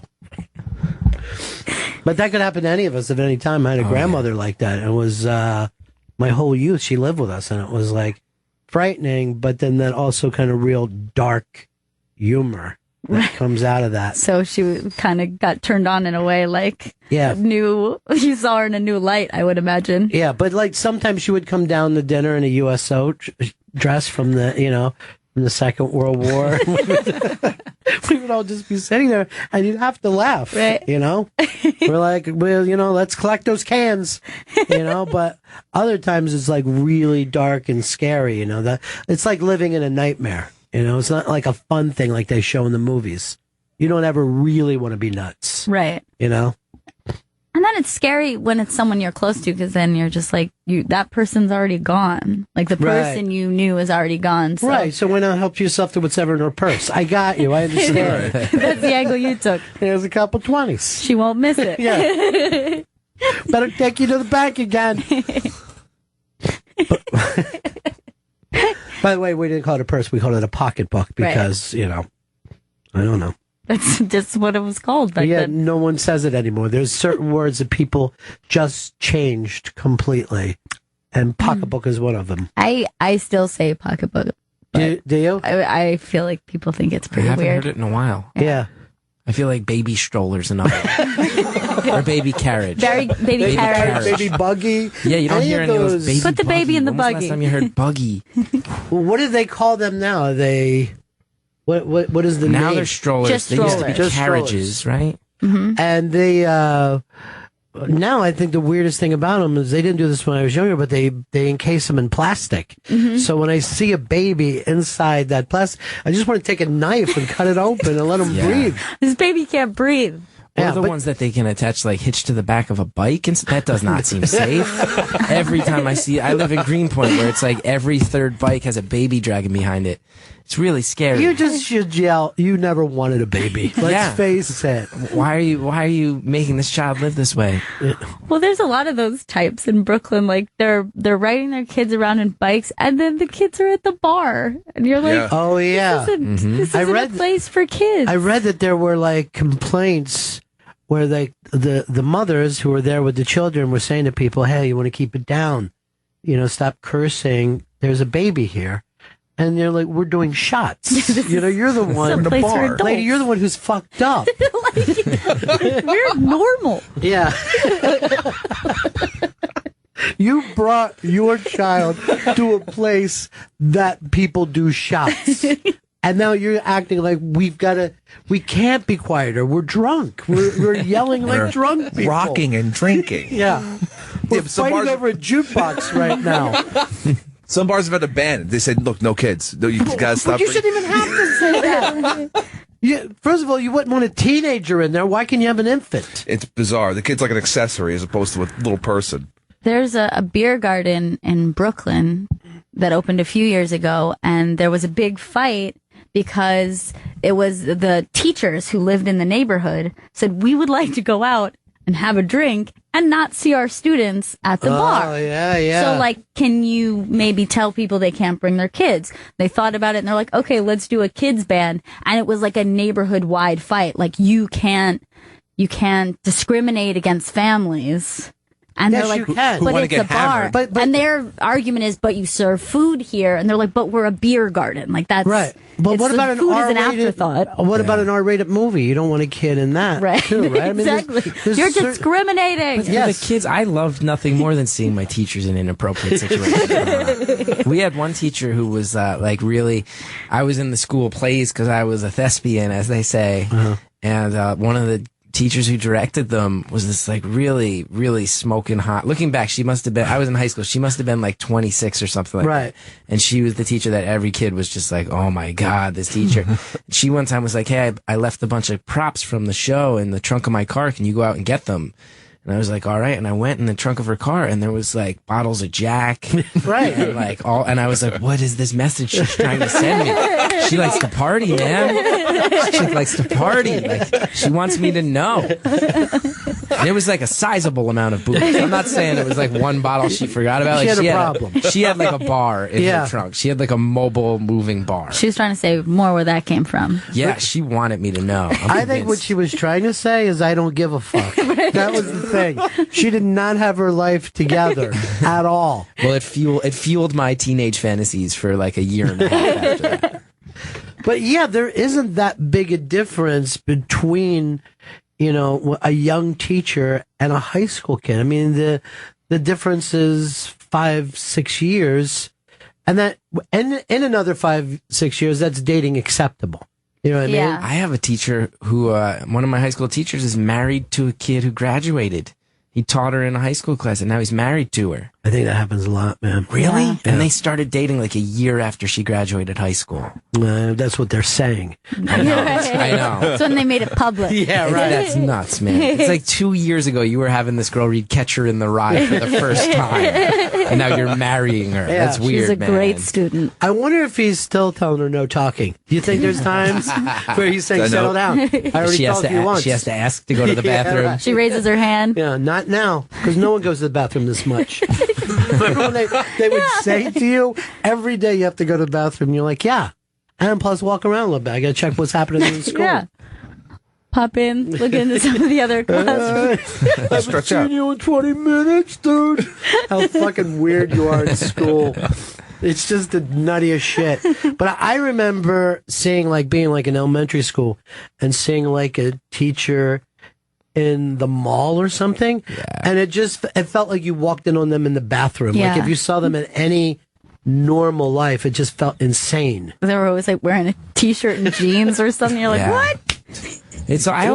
I feel weird about teachers too, because I feel like when you were a kid, you always look up to them like, oh, these are people who are at the top of a mountaintop who pass on learning, and they're authorities and this and that. And now I'm 35, and a lot of the people I know who became teachers are good people who wanted to teach, and then a lot of them are fuck up drug addicts. Right. I have a friend who's a teacher who was like a pillhead. Like, I'm like, oh my God, this kid is passing on knowledge to youth now. Like, this is not, like, that's who those people were the whole time. I had no idea. Yeah, they're just people who need a job. And they're like, well, at least I get summers off. Yeah, you know? I know a couple people who that was the main reason that they went into education. It's a good reason. They're like, It's you a got the damn summers good off reason. thing, and the kids. Do you ever have a friend who's like a teacher and they say to you, so what do you got planned this summer? And you're like, what are you talking about? I'm going to work. The summer means nothing to me. I don't care that it's June. It doesn't matter. Not excited? I'm going to take 1 week, go to Wildwood. Is that what you're excited about here? But yeah, the teachers, they still act like teachers and people who do Saturday Night Live still act like summer is something to think about. That's a good segue because you got an SNL person tonight on your show. Yeah, 80 Bryant. Who I adore. I just think she's really cool. great, man. Yeah, super cool. I think that there's certain people that show is so cut out for. Yeah. And she's one of those people. The people who really know how to take the stage, and you can, I have always watched Saturday Night Live like it's Monday Night Football. Yeah. Like, I don't get offended during the bad years. Right. I'm just like, this is where we are right now. It's 11:30 on a Saturday night. I don't care. Yeah. You know what I mean? I'm not, I could put on a movie if I wanted to. So, like, and it's been many years now, like, I try to guess which one of the young people can go the distance. I remember when Bobby started to do the show, and you saw how much enthusiasm that if he only had one line, he was going to just dive at it, And I'm like, he's going to be in. Yeah. And that's how I see 80 too. Like, it doesn't matter where her part is, she's going to go after it. There's a lot of really funny ladies on this season. It's crazy. Now. Yeah. It's crazy. And now they're getting scooped up for movies. So fast, like Paul Feig is just standing there with a net. They're all going off to do Ghostbusters this summer. Which used to be a thing with SNL, like you were hoping to get the movie deal. You know what I mean? You would quit. Yeah. You would go, oh, I got a movie, I quit. You know what I mean? Like as soon as Chevy Chase got a phone call, he was like, that's it, I'm done. So then everybody else was like, where's my movie? As soon as Belushi started getting movies, he's like, no, it's over. And now people are smart enough to go, why can't I just do movies and still do this cool ass job? It's still kind of the funnest job, I think. Yeah. And worse job to have. Yeah. It drives people insane as well. Yeah. I have friends who go to work there and they come out and it's like PTSD. But it seems like the most fun thing in the world. Is it harder on the writers, you think, or the performers? I don't know. I think, but the performers do so much of their own writing as well that I think they take it on the chin in both directions. But it is like, it's weird. You think about it and it's like, you guys don't have to stay up for like 48 straight hours. That's just how that place works. But there's no reason, there's no reason for it. So I think it does become a thing where a lot of those guys, from what I can tell, like come out of there and it's just like, oh, we went to war together. And like they have those scars. You can feel them, but it's a funny show, Yeah, but you're right. Like just because Lorne did it one way years ago, like I still don't know why they plan all the sketches, make the props, and then cut like 8 of them, like right before the show. Right. They will go and perform and they're ready to go, and then they go back and go, you didn't make it. You could have been like in 3 sketches that got cut. That's got to be. Then you're like a week's worth of work with nothing to show for it at the end. Yeah, and you've been telling your mom all week, make sure you're watching. I'm really doing some hot shit. They do these guest writer things sometimes where they bring people on for 2 weeks, and they brought me on a few years ago, and I guest wrote there. And it was really fascinating and slightly terrifying. It was nuts. I had a sketch that made it to dress rehearsal that I wrote. And when you go to dress rehearsal, like the bleachers that the crowd is watching from, it's full. They fill it up for the dress rehearsal. It's full of people. And there's this like command center under the bleachers. So like you can look up and see people's feet, And Lorne Michaels sits in this thing. He has like this chamber of monitors. Like, I don't know how to explain it. It's like, it looks like a military setup with all these monitors. And he sits in it, and the producers stand off to one side and you stand off to the other. And while your sketch is happening, he doesn't look at you. He doesn't make any eye contact or look in your direction, but he just mumbles notes. So like my sketch started, and it started with some like dirty line, and he was just like, well, that's a little blue. It's desperate. I don't know if that laugh was worth it. And he just starts like tearing your thing to shreds right next, and you're just like writing it all down, and you have to turn around and just leave, but he like never actually looks at you, it's like really, so it's really bizarre. It's up for each writer to write down the notes and see if they can make the changes fast enough. Yeah, then like sprint away. And so, and then the other thing, so you have to run away, make all the changes as fast as you can. So then I printed out, and I didn't know what was going on. I was 27 at the time, and like was completely just like, I don't know how I wound up here. Like, why am I doing this? So I like run up, and Seth Meyers he's like been a big supporter of mine over the years. So I run up to him. I'm like, I made the rewrites, and he's like, great. And that's the host that week was Scarlett Johansson. He's like, you got to go to Scarlett's dressing room, show her the changes, see if she signs off on them, and then get it to the cue card people. So I'm like, all right, got it. So I run and I knock on Scarlett Johansson's door.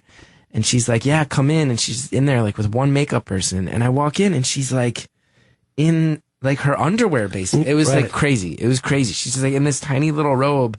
And I immediately was like, and I couldn't even look at her. I was like, I made changes on there. I made changes on there. And I couldn't even look at her. It was so uncomfortable, the whole experience. And then it got cut.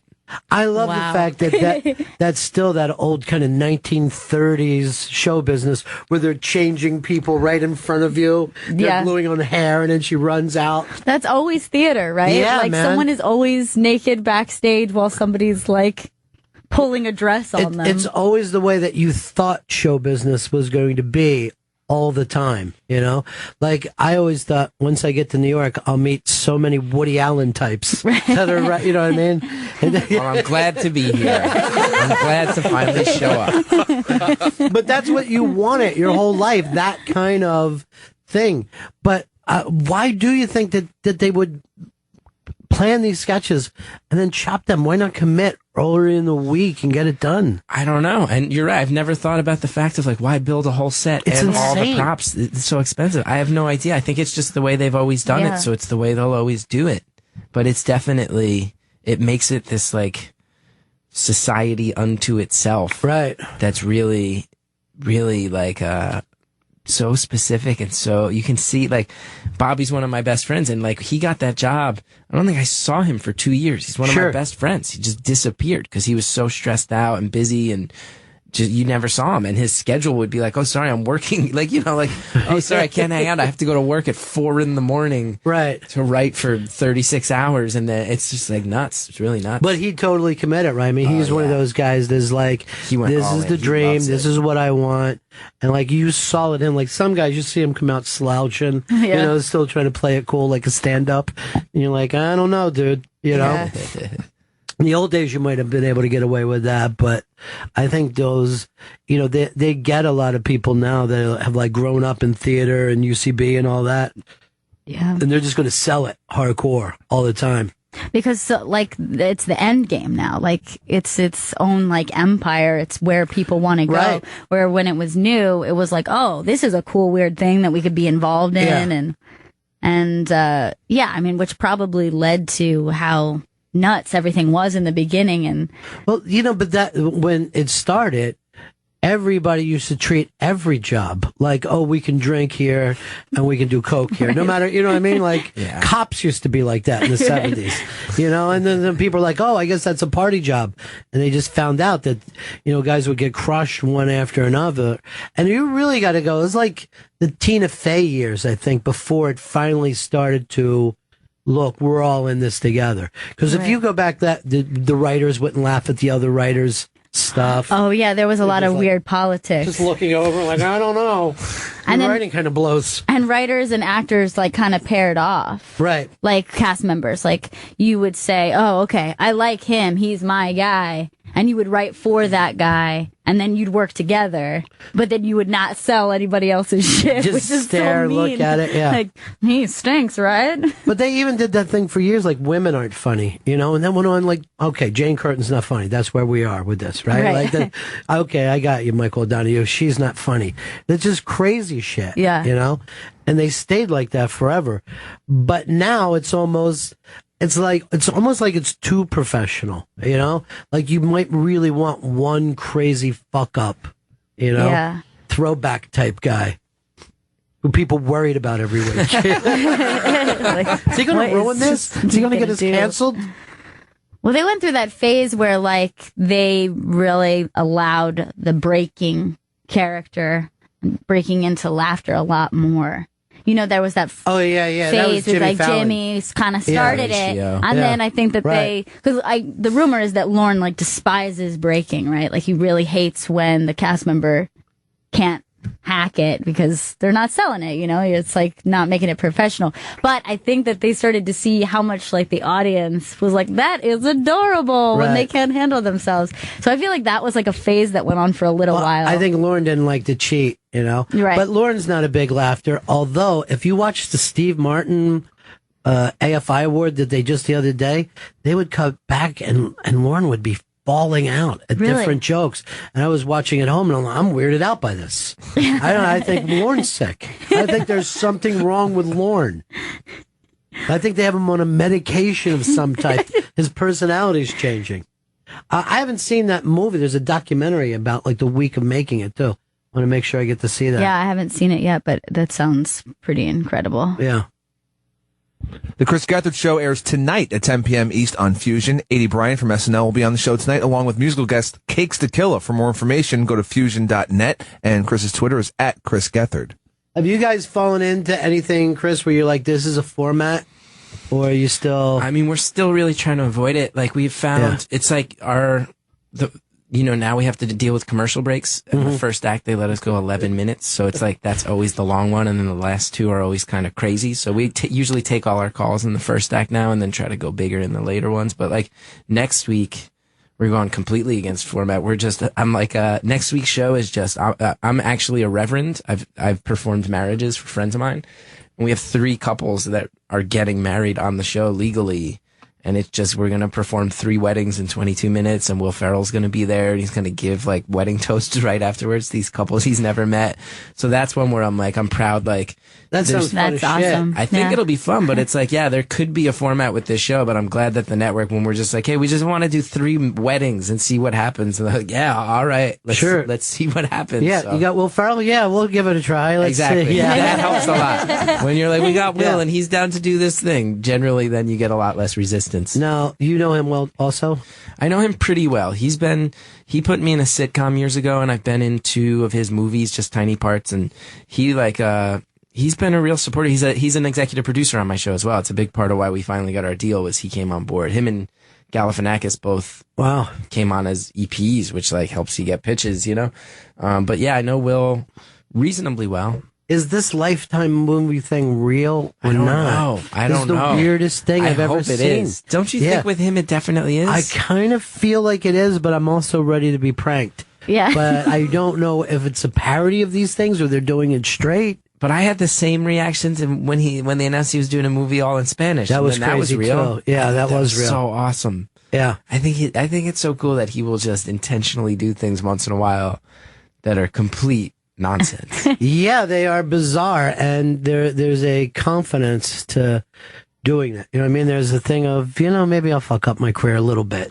You know what I mean? I don't think I'll fuck it up for good, but I'll fuck it up a little bit. Yeah. You know? Ultimately, it's funny too, because he's an EP, so he's been watching our episodes and sending notes, which is cool. Like, he actually is taking the time to be involved. And he sent an email out that was like, just like, show's going well, really like it. Just remind the network, like, a big part of what's good about Chris is that, like, a lot of times it's a total disaster with him, and like, you gotta let him just be a disaster, because it's really fun to just watch him deal with the fact that his show's not that good all the time. Yeah. It's like, he totally gets it, but to like read a guy of his caliber sending our network an email that's like, hey, like, this show's not gonna be good, just let it be not that good. Yeah.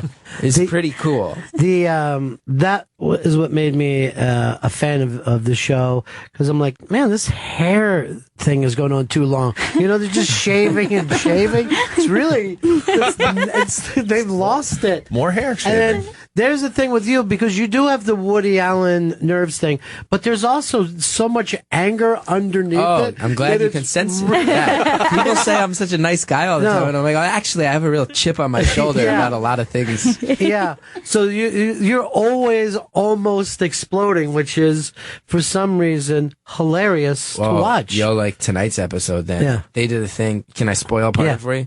So we did a thing where they blindfolded me. We shot it on Tuesday, and I'm still upset about it.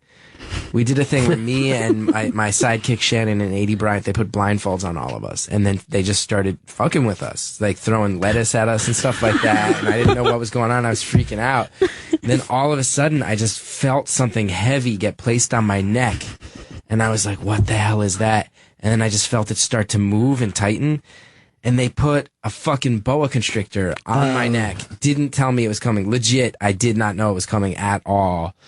And I freaked out. And like, it's so funny because I've always told my dad's retired, super nice guy, real laid back, and my wife knows him as that guy, but I'm like, when we were growing up, this dude, when he flipped out, right, terrifying. She's like, I can't imagine your dad flipping out.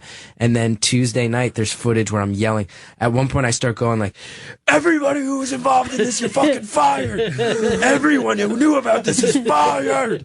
And afterwards, my wife was like, oh, that was your dad's rage. Yeah. Like that was the rage you've told me about that I've never actually seen before. But I flipped out. So like, there are still intentional disasters on the show for sure. And they know, like, this is really, Chris is going to take this bad. They know it. That was the funniest part, was that, like, the people who run, like, the cameras and the control board and the sound, like, they're not from public access. They're just hired people, you know? They're pros. Yeah, exactly. This is their actual jobs in life. So in the control room, my buddy, he directed every episode of public access, he's directing every episode for us now. He's in there, and he's in there with all these, like, hired guns. And all these people, apparently, what I was told was that all these guys, like the teleprompter guy and like the people on the switcher and stuff, they were like, you have to stop it. Get the snake out of there. Like, he's freaking out. He's having a panic attack. He's having a nervous breakdown.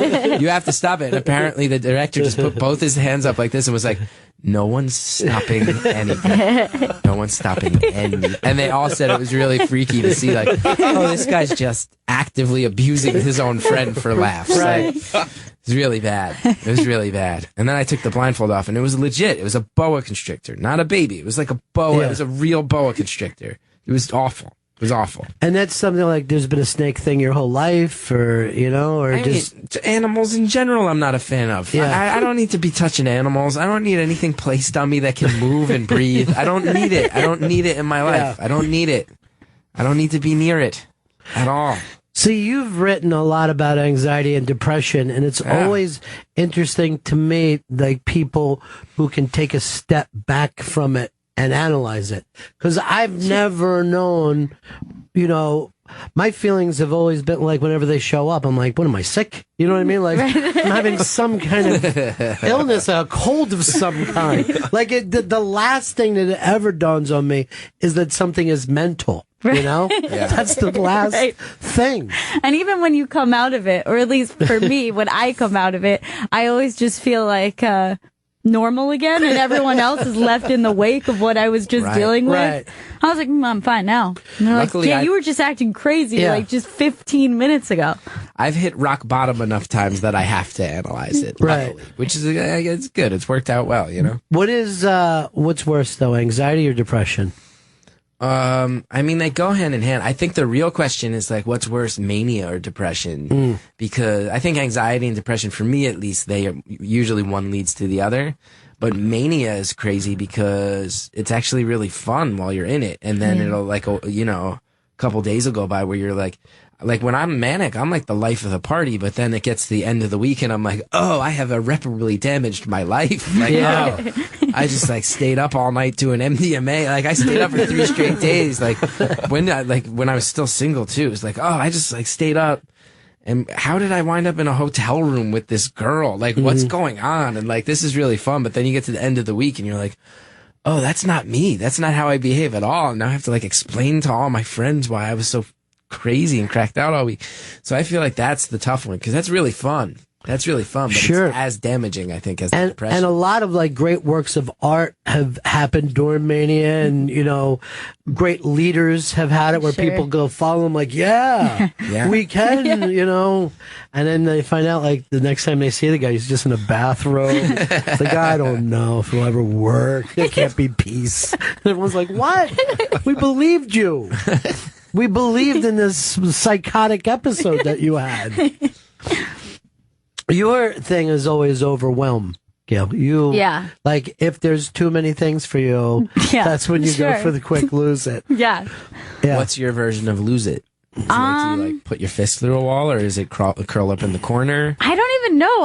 I literally don't even know who that person is. Oh, wow. Yeah. I feel like that's a different human being, but it's pretty manic, I would say. It's like really high highs, low lows. Well, the other thing I love when you were talking about your dad, because remember I've always said to you and your brother, I go, you never met my dad. Yeah. This jolly man. Yeah. You know what I mean? But you don't know the driven man that I know when I was a child. Exactly. Like the strictness that you have described in him, and to me, my grandfather's just like easygoing, chill and smart and calm, and I couldn't imagine him getting too shaken about anything. Well, his stuff was more, like it would come down like a Stalin, you know what I mean? But he was always like a 5:00 dinner, and if one of us wasn't there, everyone was just sitting at the table. So if you were like out playing with your friends, you're like, oh shit, it's 20 after. You come back and your whole family been sitting at the table with no food,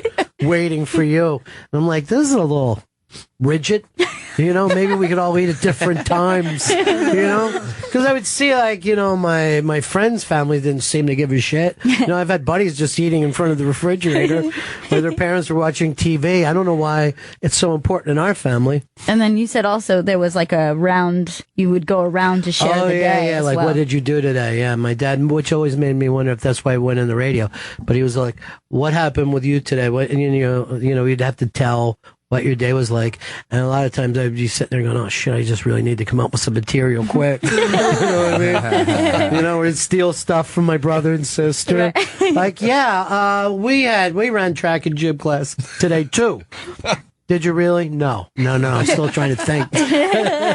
But you had to pop on and you had to say what you learned and what you did. And did he cut off the time as well? Like, we're moving on now. No, he would just be like, well, it's so great to have you here. My next light, he'd give the light from the back of the... And then sometimes, since, when I was the youngest, he would go, all right, we went a little bit long with your brother and sister, but I'd love to have you back here tomorrow night.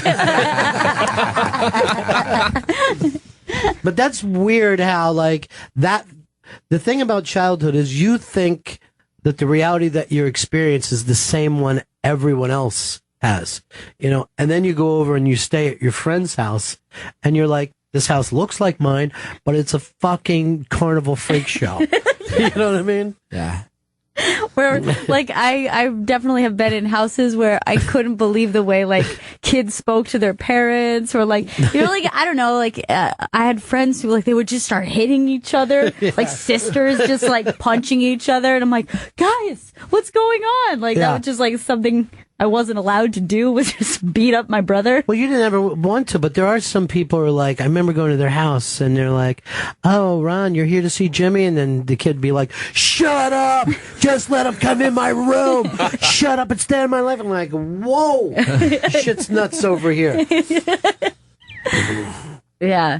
Or any weird rule as well. Just if there's just bizarre, customs in another house, you're like, this is uncomfortable. The lack of real we had a kid, I was friends with a kid who his mom would smoke weed with us, right?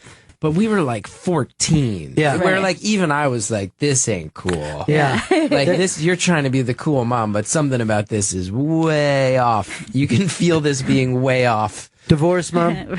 No. Oh, just even weirder. Yeah, right? that's even weirder. Yeah. You want to find the reason, but there is no reason. This is just a woman who wants to get high with children. Right. Too cool mom. It's just what it is. Too cool mom becomes least cool mom very quickly. Disconcerting mom, yeah. She doesn't care about the children. She likes weed.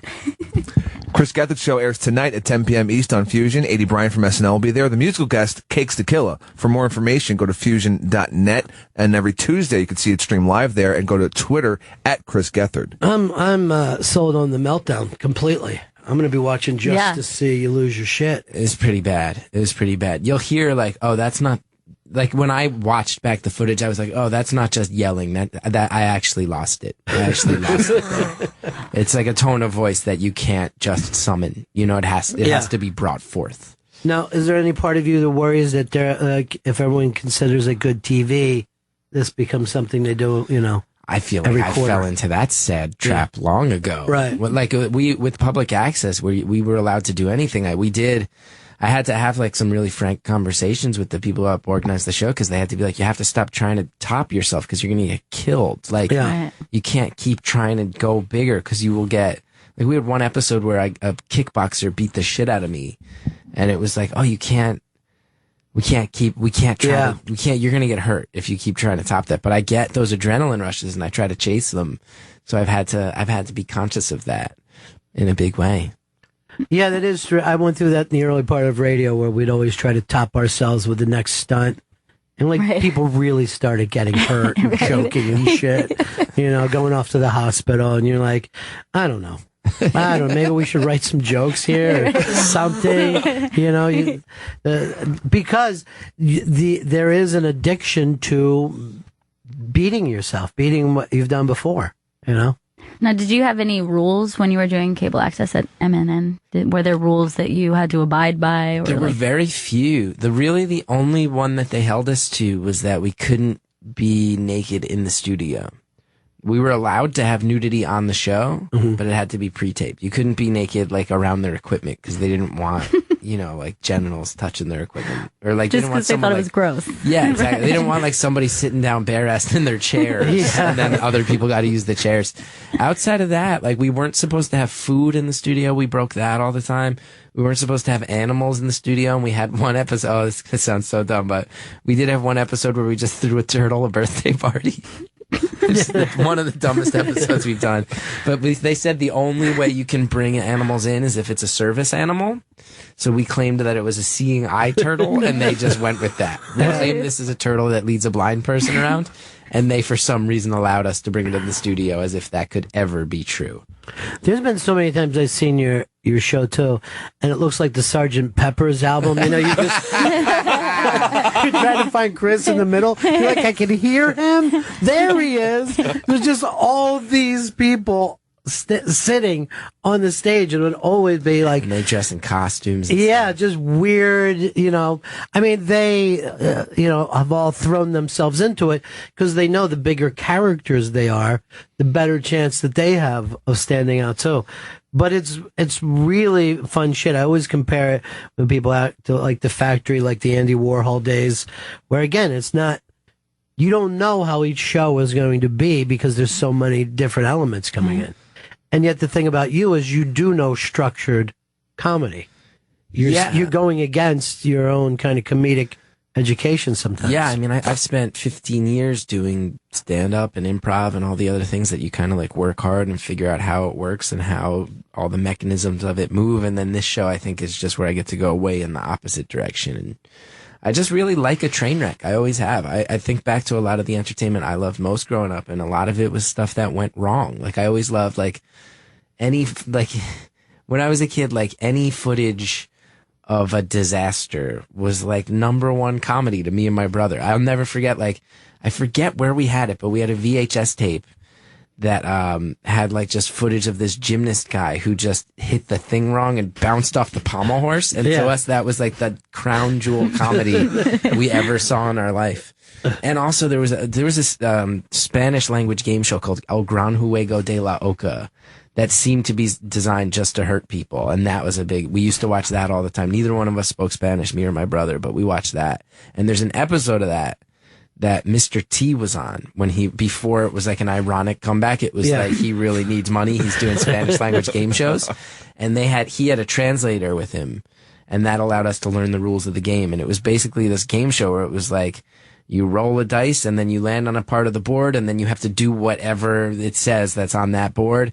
And it would be like, people would have to like there was one with the Mr. T episode where they made him go inside a cave and then it just exploded while he was inside it. I watched one where it was like, you had to go through, I'll never forget, like, they had like a row of cars parked next to each other, and it was like you have to climb through the window of the first car and make it out the end of the window of the last car. And there was one that was just full of snakes. There was one that had like, you could tell it smelled real bad, but the last car, the person gets to it and there's a full grown fucking mountain lion in the back seat. And it's just they have to like push back. And I remember watching it being like, this is the funniest show in the entire world. So I had weird influences like that too. Just disaster-driven things have always made me laugh. But just from being a kid, so that was early on. Yeah, and we grew up in North Jersey, so we had like all the stuff they shot out at like at Secaucus Channel 9 station, like that was where Richard Bay was, and like even the kids show Steam Pipe Alley. Do you remember that? Yeah, with Mario. That show was a fucking disaster. Yeah. It was so bizarre. Do you know this show? I don't. Mario Cantone with children. It was really weird, right? Yeah. It's like a whole bunch of kids, and then Mario Cantone, which is already like a weird mix, and he'd show cartoons. It was mostly an excuse to show cartoons, but then he'd like run games where he'd make kids run through obstacle courses, and they never worked, and like he'd do like 6-minute long Liza Minnelli impressions for 8-year-olds, and it was just like, what is this? So I think growing up in North Jersey had a lot to do with it too. There was just a lot of Was Uncle Floyd on that too? Yes, Uncle Floyd. He had like his own homemade TV show. He wasn't on Channel 9. He was on like the UHF stations more. And he was the guy when we started the public access show. He's the very first person I reached out to. I sent him this email where I was like, I grew up in Jersey. You made your own TV show. I'm trying to make my own TV show. You went outside the system. I'm trying to go outside the system. Is there any way you'd come be a guest on my show? Kind of pass the torch, one Jersey guy to another. And he wrote back and just straight up was like, no, I have no interest in this. You do it. You're doing it on public access. If you really want to emulate Uncle Floyd, you'd be getting paid. I always got paid. He like not only turned me down, but kind of talked a bunch of shit. Right. I got really shut down hard by Uncle Floyd, which is nuts because he's like totally a fringe person. And yet to him, you know, I ran a professional thing. I did it out of bars and made money there because he did. He would go and do stuff from bar gigs and shit. And firemen's balls and stuff like that. He still performs Still all the rocks time. it. And I love him. I love him. But his show, have you ever seen his old show? So weird. Yeah. Just like puppets yelling at him and calling him names and stuff. And people not letting him talk. To me, that was like the height of what the entertainment industry could achieve. Oh, yeah. When Bowie ends up doing a tune about you, right? Oh, my God. Yeah. Yeah. And he'd have like, that was the thing about Uncle Floyd. I love that I really try to rip off with my show is like, it's kind of a disaster, and like he'd misspeak and they wouldn't edit it out, and you just hear the cameraman be like, hey, I gotta go home, Floyd, get it right.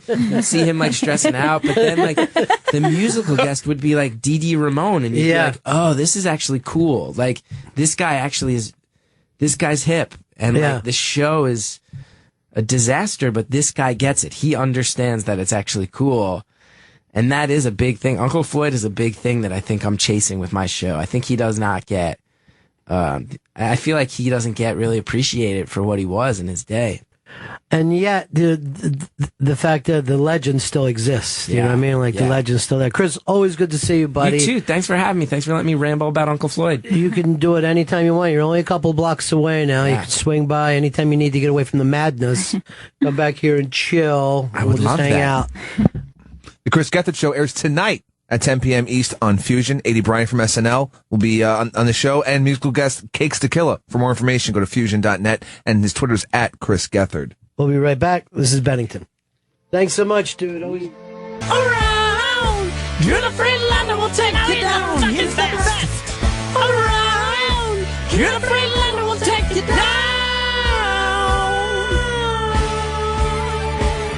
Yeah, fucking sick guitar solo. Hold on, I just got a text from the Grammy committee. They already gave it 6 Grammys. Wow! Not even nominations, just straight awards. Yes. Yeah. Judah Friedlander here, and that song. I guess it's kids nowadays. You know, they love writing tunes about you. That was I've heard a lot of great music over the years. And, sampling and remakes of songs have been done a lot, but I've never seen anything or heard anything that has the just the true spirit and really musical genius that went into that. It took the original song, right, and it gave it a whole new meaning. It just improved on it. Yeah, I finally get it now. I finally understand what it's about. Because, it was in the Karate Kid. You're like, all right, it wasn't a #1 hit or anything, but this is. Well, it kind of makes you almost makes you forget all the Karate Kid movies. What Karate Kid movies? You know what I'm saying? What Karate Kid I think movies? when people listen to Karate Kid now, they're not even going to picture Ralph Macchio. They're going to just picture me just beating up everybody. I would love to see it where we just superimpose your head over all the fighters. Yeah, or just superimpose me in there, just beating up everyone. Macchio, Miyagi, all the bad guys, Cobra Kai. I think that'd be great.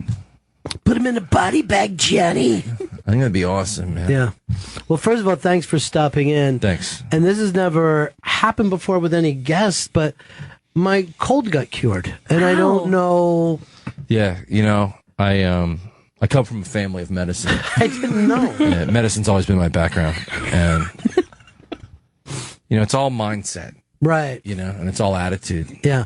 And you just gotta, you're a human being. Mm-hmm. Are you gonna let some little germs from someone else mess you up? You just gotta have stronger germs.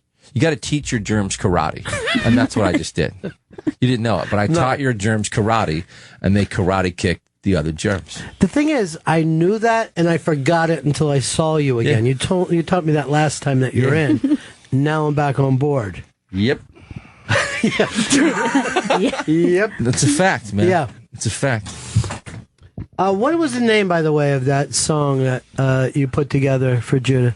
You're the Judah around. That's the whole name That's of the it? whole name of it. That's great. Yeah. Yeah. Yeah, because the original name of the song is "You're the Best." You're the best around. And this is "You're the Judah around." Right. Yeah. Well, I looked Judah is better than the best. I looked it up in the thesaurus for another word for best, and Judah was right there. All right, that's smart. Yeah. Well, that's smart. That's a good thesaurus. I can't wait to hear the whole album. I mean, the song dropped, and that's great. But when they get the whole album, I actually have been meaning to make an album of just all my theme songs and it'd be and phenomenal entrance music. Yeah. A lot of people have to remember entrance music is very, very important. Yeah. Sets the mood. Yeah.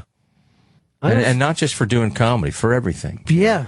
When you go from the bedroom into the bathroom, when you go from the bathroom into the kitchen, you should have different entrances. These are different rooms with different themes.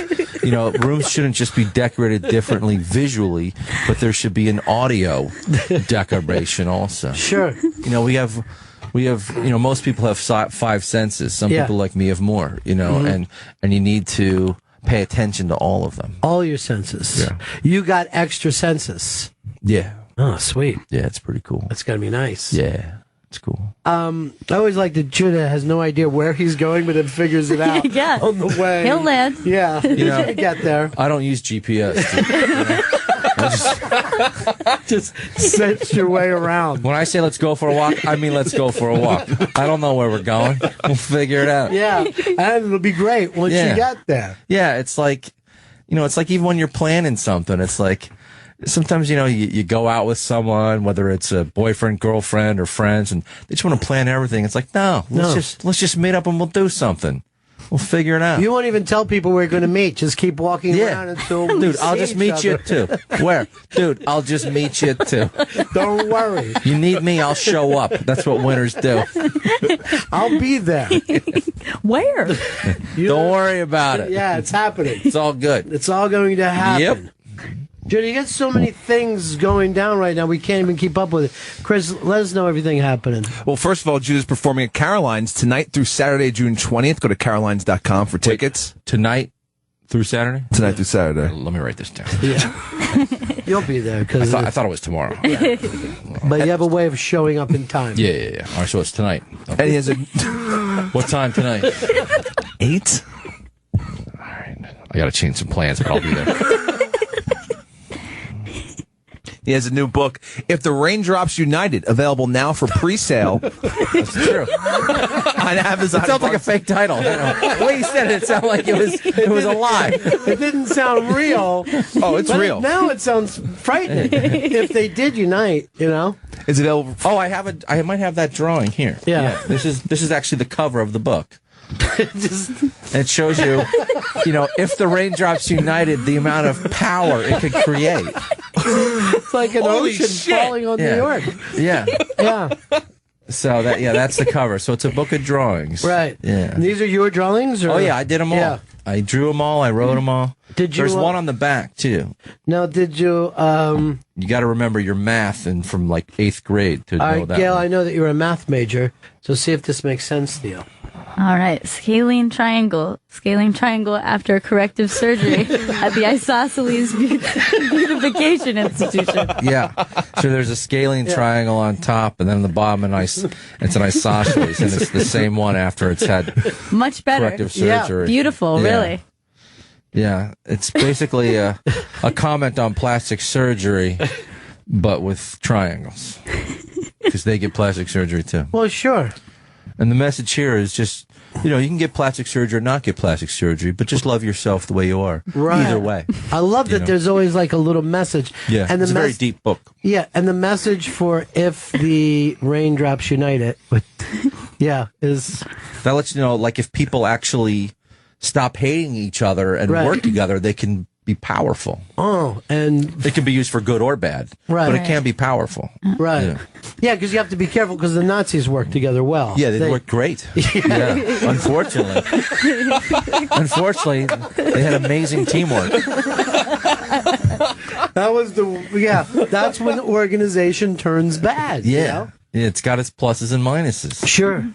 Think about all these corrupt leaders out there who just weren't that organized. Thank God. Yeah, thank God. They weren't Nazis. Because the Nazis were down, because they had a couple of different sets of uniforms, but if you ever noticed, everybody wore the same one the same day. Yeah. You never looked out and just saw one dude with the wrong Nazi he would have been killed. That would have been it for him. Yeah.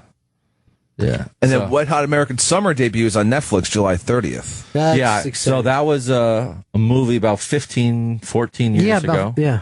And then they just made a prequel. So I was in the first one doing a little part, and now I'm back in the prequel. And this one, I think is going to be really funny. And it's also funny because this one takes place 2 months before the first one. And all of us... Because I actually play an adult in it, and I played an adult in the first one, but most of the cast is playing teenagers, and they were in their 20s and 30s during the first one, and now everyone's probably mid to late 40s, and they're still playing 16-year-olds, so it should be completely ridiculous. Except for Michael Ian Black can probably pull it off. Because I actually said to him on set, because some people are wearing wigs, some people aren't. I go, dude, you win, dude. You won. Yeah. He looks exactly the same. It's amazing. Yeah, it is. Yeah, pretty incredible. He's also like on every show that there is. Yeah, he's on it. He works a lot. Yeah.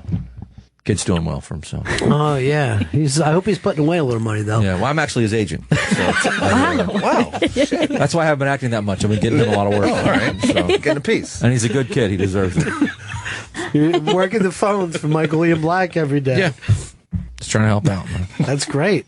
And in January 2016, Judah appears on Border Town on Fox. That is a new... it's an animated show from Seth MacFarlane producing it, and who did Family Guy and stuff. And this one, fingers crossed. I think it's going to be very funny. It's kind of got a little bit of an All in the Family Archie Bunker vibe. Takes place in Border Town, which is a fictitious town on the Mexico-U.S. border. And Hank Azaria is the dad, who's got a bunch of family members living with him. One of them is me. I play this really stupid kid but also very confident and just trying to get wasted every night and get laid. And he's 26, living home, total idiot. And Hank Azaria is a border agent, and he's all like Mr. America, pro America, but he's pissed off because he's really not. They're not doing that well financially. And the guy who moves in next door is Ernesto, who's Mexican-American, owns his own lawn mowing company, and makes a lot more money than Hank Azaria. So he's always getting pissed off. He's like, hey, I'm the American here. I'm supposed to be making money. And meanwhile, he's like cleaning up. So he's a little bit of like an Archie Bunker kind of character. It should be really funny. So I'm excited about that. I think your character, there's nothing funnier in the world than stupid and confident. Yep. When those things go together. Yeah, I'm banking my career on. It's kind of my trademark. I saw you out on the street today, and then I saw TMZ rush to you as you were heading in. They had big questions. Oh, is that TMZ? Yeah, no, they were just, they didn't ask me any questions. I think he was afraid of me. But yeah, they come up to me a fair amount. I always have fun with them. I just, some people like get so upset and serious. I'm like, I just have a good time with them. So that's the way you go through life, though, right? Enjoying. I try to. In real life, I get stressed out a lot, actually. Like doing shows and working, that calms me. But when I'm like by myself, I turn to like the opposite. I'm like a paranoid freak. I would love to see that guy sometime. You should have seen me the other night. I was going to do a guest set at a comedy club in the city, and I texted them. I'm like, hey, I'm going to swing by and do a surprise guest set. And they're like, great, come on down. And then I text them 10 minutes later. I'm like, I don't think I can make it. I can't find my keys. I'm locked in my apartment. And I stayed up till 2:30 in the morning trying to find my keys. So I decided, all right, I'm just going to clean the apartment. And hopefully they'll just show up somewhere. And an hour and a half later, it was 90 minutes later of cleaning, I found them. Yeah. Well, you know that you have to have them in the apartment because you're in there. Yeah, that's what I was thinking. And then I was thinking, well, maybe I unlocked the door and like ran in fast to take a leak or something, and then didn't take the keys out of the door. Then maybe someone swiped them. Right. You know. So I'm thinking like, no, that didn't happen. I don't even think I went to the bathroom right there. So there's that theory. That's out. Yeah. So you lose your powers in your own apartment. Yeah. You're a place of solitude like Superman. Just yeah, mine's the opposite. I basically I live in a panic room. That is so funny. Yeah, people go, what do you do to relax? I'm like, I do stand-up comedy. That's the most relaxing thing I do. It should be the most stressful, but it's the most relaxing thing I do. That's where you feel totally comfortable. Yeah, yeah. Very weird. That is so funny, though. That's the spot of weakness, the panic room. I like that you said, hey, I'm going to come by and do a guest set. And then have to, like, take that back. No, I'm not. I actually told him. Well, no, they wanted me to come do a guest set that night. And I wasn't sure if I could make it. Then I'm like, hey, yeah, I can make it. Then I'm like, oh, wait a second, I can't. Because their show was ending in like 10 minutes. And I'm like, all right, it's going to take me, it took me 90 minutes to find my keys. I'm like, oops. Yeah, not good. Not good. Jude's performing at Caroline's Comedy Club tonight through Saturday, June 20th. I'm not even going home after this show. No, smart. I'm just going right to the club. Smart. Don't go back to the panic room. Yeah, I don't want to lose my keys again. You go to carolines.com for tickets. And then the new book, If the Raindrops United, available now for pre-sale online at Amazon.com and Barnes & Noble. And it comes out in stores everywhere October 20th. And What Hot American Summer debuts on Netflix on July 30th. And then January 2016, Judah will be on Bordertown on Fox. And the Wet Hot American Summer, that's like a TV show now, right? Yeah, it's instead of making it as a movie, they made it as an 8-episode series. And I'm thinking, hopefully, fingers crossed, it does well. They might keep making it. You know? Yeah. It's the kind of thing where they could keep doing it. Well, that's one of those things that people have always been obsessed with, too. Yeah. Like, people, like, it's not like they just watch it. No. But they sit and the people that watch it, they watch they know it else. better than I do. Yeah. I think it was on a loop in college. It was. We were just never not watching. Wow. It was like an ecstasy dealer living with me in college, and I would just leave for class, come back, and he's just watching it on loop. And eventually I had to throw the fucking DVD out because the fucking guy wouldn't stop watching it. So I have a question. Yeah. Your roommate was an ecstasy dealer. Yes.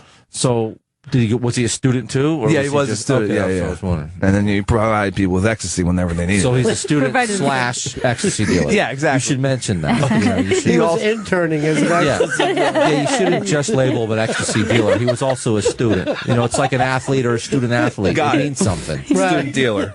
It's a dash there. Don't limit him by what he was doing. Yeah. He's also a student like you were. He was celebrate his diversity. Right. He was more known for the ecstasy than that But this schoolwork. always annoys me. People who do ecstasy feel like they're above an ecstasy dealer. You got to get it from somewhere. Yeah. You know? Yeah, it's this guy got that MDMA. Yeah, but the way that you put it is like, oh, he's scum. Yeah, I was just eating the product. He was trying to make people happy. Yeah. He's trying to make people happy. He was eating for it too. 8-10 hours. Yeah. You know? But then really sad. Yeah. But then, sad the next day. Really depressed. Is that what it does? It makes you sad afterwards? Yeah, afterwards, yeah. Well, there's always going to be a receipt for everything. Now, I have a question. Did you get a discount because you were his roommate? Yeah. Oh, that's cool. Yeah, it was nice. I mean, let me get this on Is credit. that why you were roommates? Is that you were like, I want to go to college, but I want to get a discount on ecstasy. How do I do this? That guy just kind of fell into my lap. Okay. Wow. Pretty cool. Was he open to interesting trades? No, I would just say I'm taking this on credit. I never paid him back.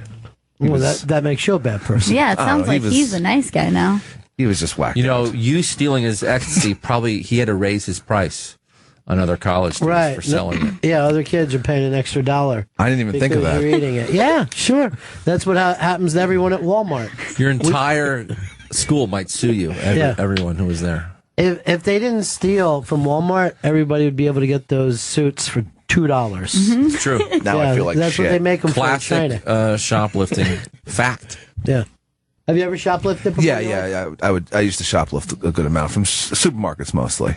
I would steal like beer or meats to cook at home. Meats? Yeah, meats. I would steal like, it's a nice filet mignon. I guess I'll take this. I'll put this in my side pocket. And what was the other meat? Some chuck. Nice you could have just said meat, I think. Right? I mean, I'm not an English teacher, but I think you were fine with meat. Yeah, screwed up. Meats. Yeah, just meats.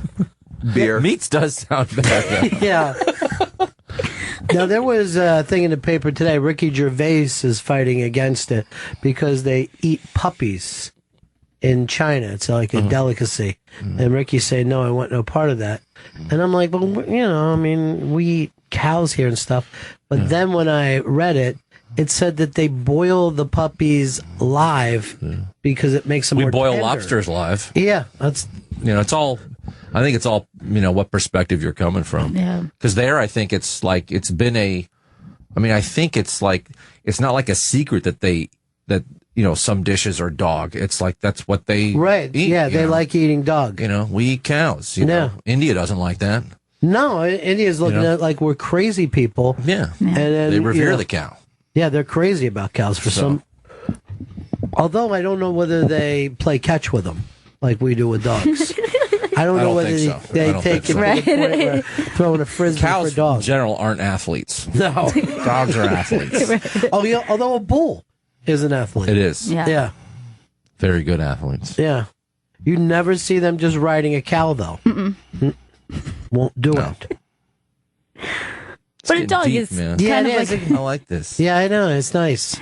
a dog is kind of like an animal friend, though. That makes it a little difficult. We have the connection with it because they can love you back. Maybe in China they're cat people who are eating those dogs. They don't really like them. I think they also eat cat too. Yeah. See, nobody's talking about that. Nobody's upset about that. Well, we should get Stephen Merchant on that one. He ought to find something for himself. But there's Ricky hugging a. So gentle. Yeah, he's nice with that dog. But what if that dog's really delicious? I mean, it could be. We wouldn't know. I mean, a person could be delicious. You don't know about. Yeah, I mean, they're not killing his dog. He's safe. Oh, he'd be furious if that happened. Yeah, I mean, that would be bad. If you're taking someone's pet and killing them, that's bad. But I mean, I'm not saying I'm for dog killing, but I'm just saying. I'm just saying, dog. How what's the difference between killing a dog and killing another animal? Right. That's all I'm saying. Well, I think you've got to be a vegan to be able to take the stand. Yeah. Don't eat dogs. Yeah, and he might be. I don't know. Yeah, I think he is. I think he's at least. And that's okay. I think that's fine too. I'm just looking at it from different angles. And it's not like they're killing American dogs. Right. It's their dogs. Yeah. How can you tell somebody what to do with their dog, whether it's to take it for a walk or eat it? Yeah. But there was always that thing. See, we don't have a culture of eating dogs. Right. They do, and they've had it for probably centuries. And it's what's available to them as well. It's like that's what they got. People there. Well, I mean, I know a lot of Americans who said they're eating Chinese tonight. So, but that's Chinese food here. So. Oh, we're not eating Chinese people. No. Okay, good. All right, that takes it in another direction. Yeah, most people don't eat other people anymore. Do We they used to, yeah. There used to be cannibalism. Wow. 50, 60 years ago. Yeah, I mean, it was bad. I mean, it was the 30s. It was the 1930s. Jazz was, we didn't have rock and roll Coca-Cola music. actually had Coke in it. Right. Yeah, that was great. Different time. And fingers. They would have Coca-Cola and fingers. Yeah. Well, even the whole finger licking good thing. I mean, you'd literally be licking someone's fingers back there. Yeah. But it's changed. But Ricky, I think he's leading a petition against the Chinese, which I don't know whether they're going to listen to us. Like, No, they will not. They will not. They don't care. No, I mean, how long have they told us not to eat things in this country, and we just keep on eating them? Yeah, they told us to not eat burritos, and we did. Yeah, who's going to And I stop say us? good for us. Yeah, who's going It's to stop delicious. us? I mean, we are the United States of America. But you can't really be saying you can't do this when, I mean, look at what we do to chickens. It's like if Yeah, you but really think about it, you won't want to eat chickens. Best not to think about it. So no, you I can hear continue you. to I eat hear you. chicken. I don't know. What do they do when you eat chicken wings, right? What happens to the rest of the chicken? Does that go somewhere else? They mail it to Ricky Gervais. That's a weird. Every restaurant does. He has so much piled up. The thing is with Judah, he knows the answer to everything. I mean, everyone thinks the champion is just athletic, but there's also an intellectual. Yeah. No, it's That takes I've the past couple of years I've really paid very close attention to human rights issues and animal rights issues. Good. And That's how you felt. I mean, think about it. If you think about all these animal rights activists, they're complete hypocrites. Think about it. Look at cockroaches. All right. You see commercials on TV talking about products and not only how they kill cockroaches, but how well and fast they kill the cockroaches. Right. Nobody's sticking up for cockroaches. They're living creatures. And then yet genocide is advertised on TV. Well, see- Cockroach genocide. Yeah, it is cockroach genocide, and they give them like fun cartoon thing. Like, they make me actually feel bad when they yell. They'll scream in fear, "Raid!" They're trying to get children, minors, to become murderers. Right. And I guarantee you, if he ever had a cockroach, Ricky Gervais, I bet he would want to kill it or have it killed. Or do you think he would sit there and put a picture of him hugging it? Yeah, You know that's what I'm going to do. I'm going to have. That's the photo today. I tweet that me hugging a cockroach. Because in some country, maybe even China, they eat cockroaches, and that's not right. Here, they're our pets. We give them hotels. You do come at things from different angles, Judy. Yeah. It's always. That's what I do, man. Yeah, it's refreshing. It's very, very refreshing. Because I hadn't thought of it that way. When people come see my show, I like them to say afterwards, that was refreshing. Right. Yeah. As long as people are refreshed. Yeah. And that's I'm definitely taking that photo, though. Good. Write the that down cockroach. on the back of this. Yep, me and the cockroach. Yeah.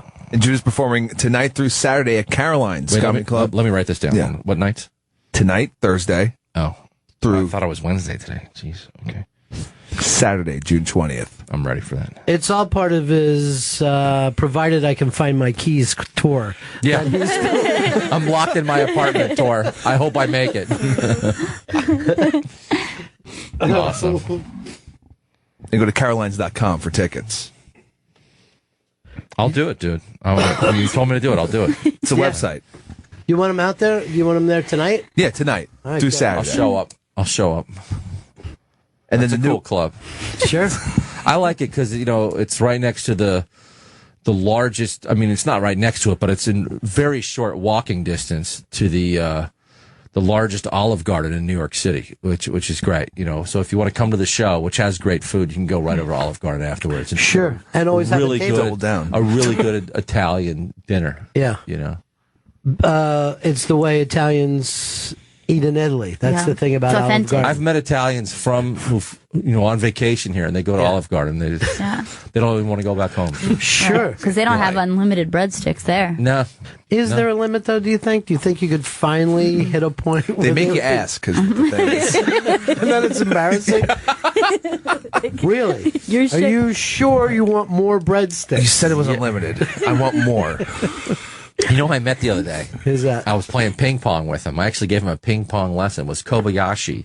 The hot dog guy. Yeah, that was cool, man. He was, you ask him like all his eating records, and you're like, whoa, yeah, serious stuff. The way that he eats hot dogs, where he separates the hot dog from the bun, soaks the bun in, dunks it in water. Yeah, and sometimes I even think it looks like it's Gatorade. You know what I mean? Or it's like something pink. It's like a red, and I hope he just like going at it. But he eats 2 dogs at once. Yeah, and then dunks the bun separately. Just shoves that down and then eats the dogs.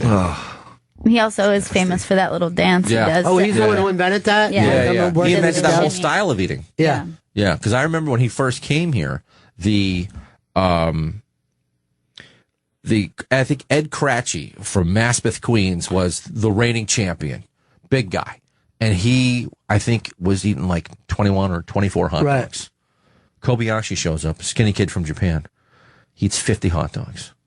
And like he just doubled everybody. And everyone thought there must be a trick, he must be cheating.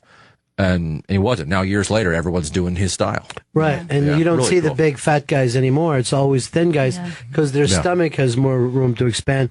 But that guy from Chicago is Joey Chestnut. Joey Chestnut. Joey Chestnut's great. Yeah. And what sucks though now is that Kobayashi is banned from the hot dog eating contest because the guys who started the hot dog eating contest, they decided, all right, let's make our own professional league. And so they say, if you do our thing, you can't do any of the other ones that you've been doing. And he's for years has been doing contests all over the world. Yeah. So they banned him. But he and Joey Chestnut are the best 2 guys. And you want to see the best 2 guys go head to head because they're really close.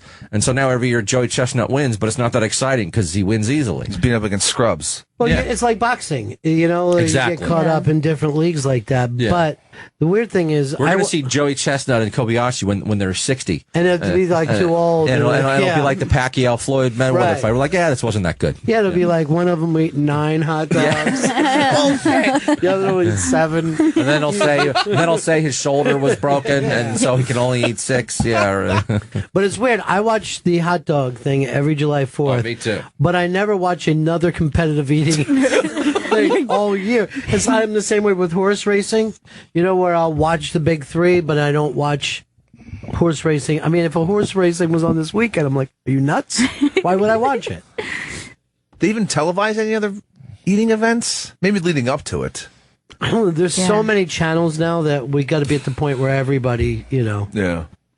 I start to panic because I'm afraid of the choking. Well, you should be. Oh, really? It really freaks me out. I mean, that's a real danger in that game. Every year at Nathan's hot dogging contest, like 3 to 4 people die eating. Yeah, I would believe that. I would believe it. Also, the crowd is literally sweating on each other. It is probably horrible waiting out there. It's like the opposite of New Year's, where everyone's freezing. They're all stuck together. Here, they're all sliding off of each other and slithering around. But it's like the one event, unlike New Year's, which is like a really white event. It's a very ethnic. Which is great. Which is great. Yeah. That's why I love Coney Island. Yeah, it's great. Coney Island. You got everybody. Yeah, Coney Island has got it. And then they all just whip off to the boardwalk or the water after. It is such a New York event. You know, Coney Island actually still feels like New York, which is great. Like because a lot of New York doesn't feel like New York anymore. Yeah, but Coney Island does. I love it. It's very weird. I was coming in here today. The difference between 48th Street and 49th Street coming up this way. 48th Street still has like a 1989 feel about it. It does. 49th Street doesn't. Yeah. You know? It's weird. They must have like those places, those little food places and stuff must have like just really long leases or something. Yeah. Where they haven't expired from the 70s or something. Because, right. Yeah, most places like if you walk around the East Village now, it feels nothing like the East Village of 20 years ago or whatever. Isn't that amazing? It's bizarre.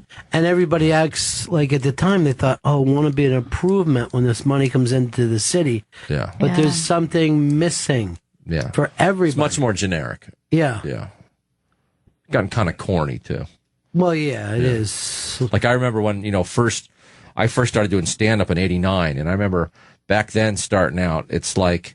When you do a comedy show, you go to an open mic or whatever, be at some bar.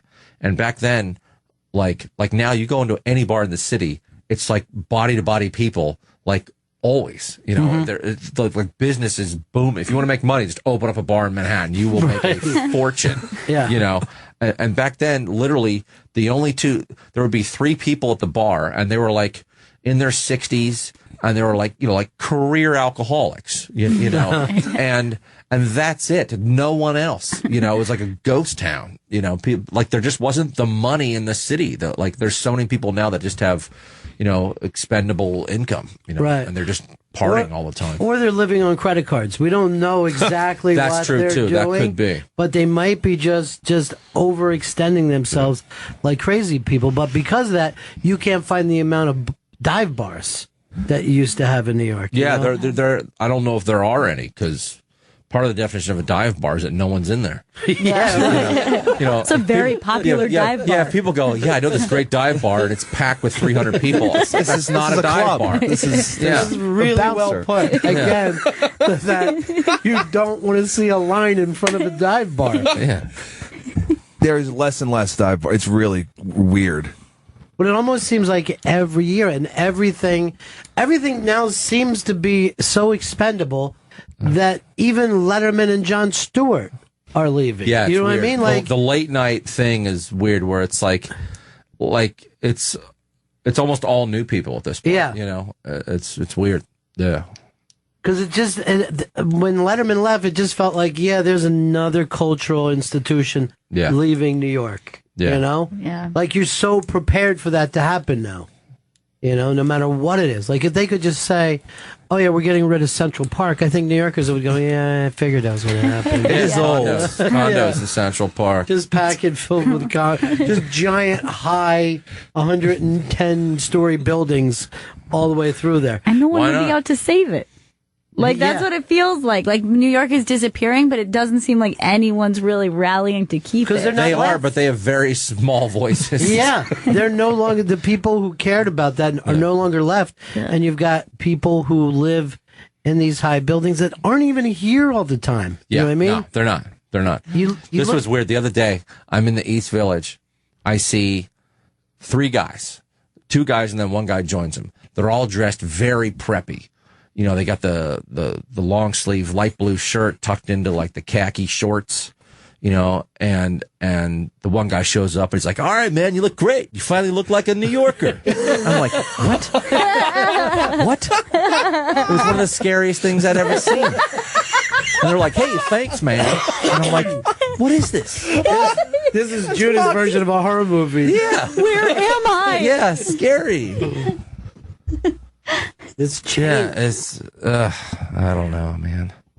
It's a weird city. It's a weird city. It is, and I think the thing is that they're saying that by the time you're noticing those changes, and you start to hate it, is like, well, that means it's time to move on. You know what I mean? Like your time in New York is done. Because remember, back in the 80s, people were like, in the 50s, this was wonderful. Those people were disgusted with New York, Yeah. They're like, you can't even walk here or whatever. So I think like the city just demands a turnover. This is like grinding human meat through, like one of those Chinese puppy farms that me and Ricky Gervais are trying to stop. And I hope we do. I know you're more involved in the cockroach stuff, Judah, but still, you have time. Okay. That was easy. Yeah. I'll make the time for it. Judah's new book, If the Raindrops United, available now for pre-sale online at Amazon.com and Barnes & Noble and in stores everywhere October 20th. And What Hot American Summer debuts on Netflix July 30th.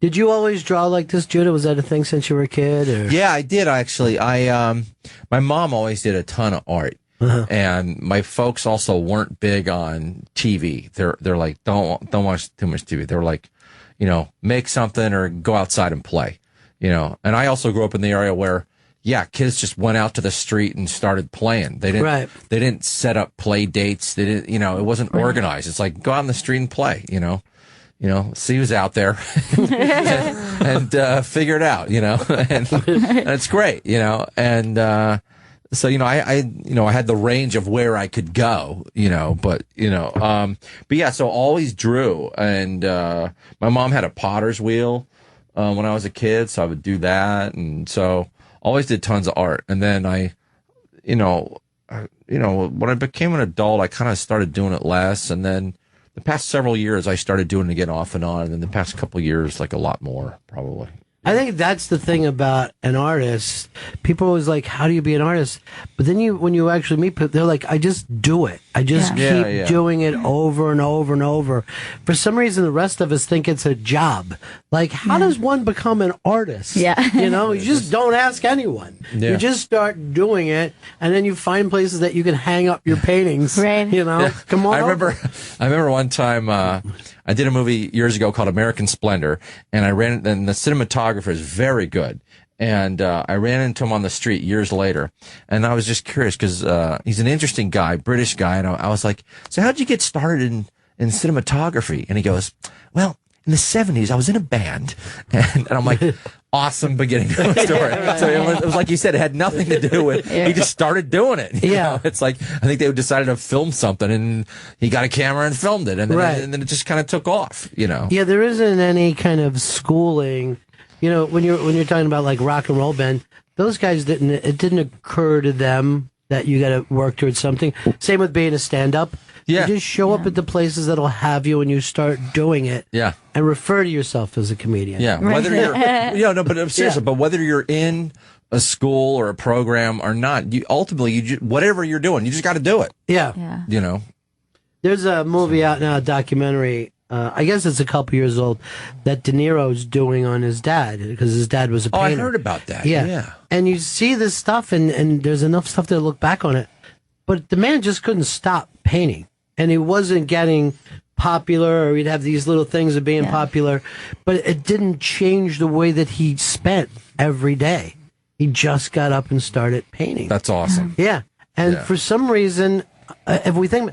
every one of us could do that with whatever we want to do. Yeah. Because you look at it, and the paintings, you're like, oh, they're great, but they're not anything that your hand couldn't pull off. It's not like you're looking at somebody drawing something that you figure your hand was never strong enough to do.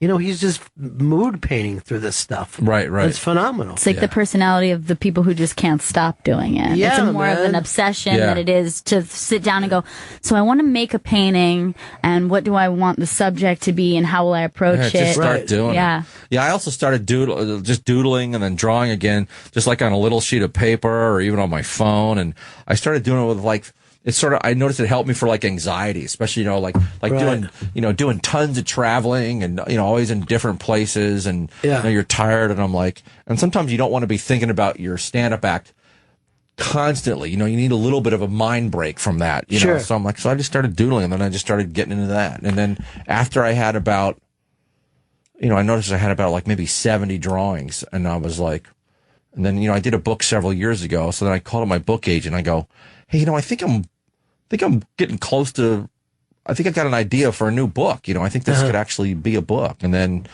a few months later, we went around and pitched, and then, went with this book company, Hachette.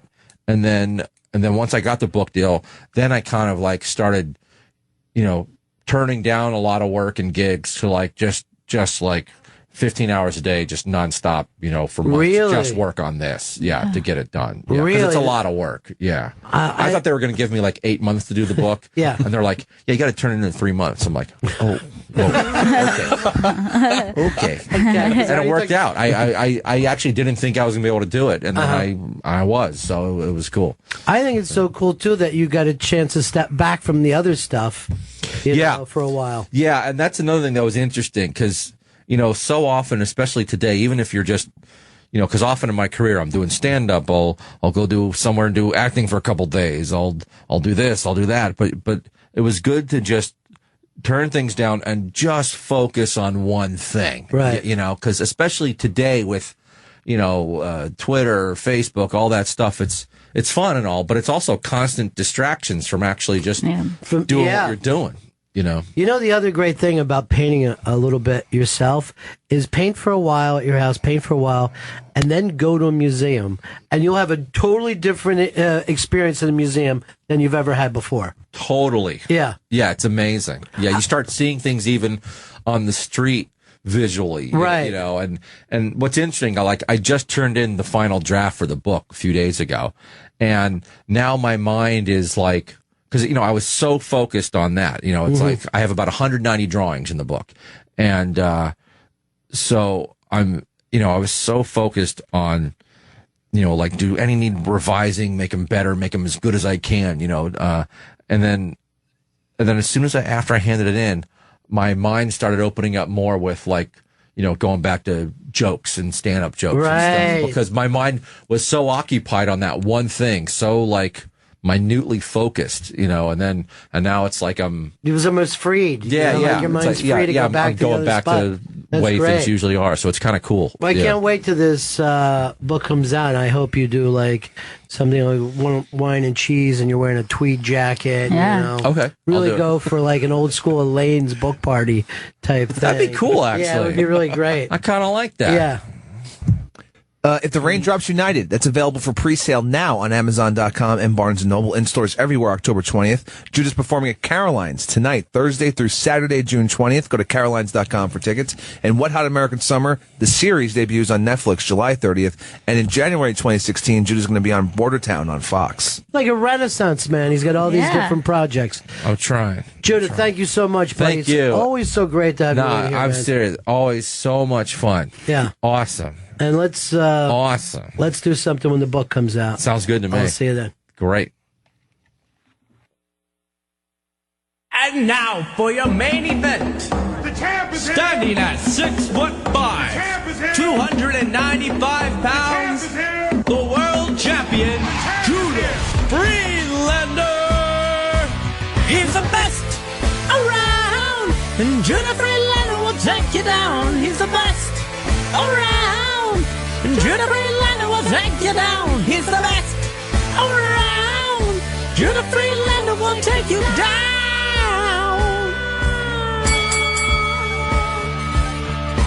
Fight to the end, try not to offend, cause Judah knows karate. Stare in his eyes and you might be surprised. Oh shit, he can fucking mind read. Telekinesis was a skill he developed as a child. He's on the most endangered species list. Yeah, fuck the rhino.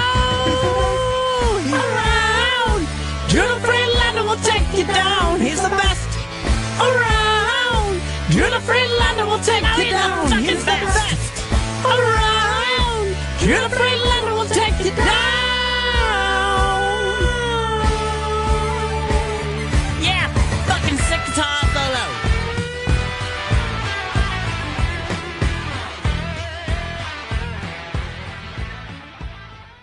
Ladies and gentlemen, the evening is over. We hope you all enjoyed yourselves, and we'll see you all again in 1974.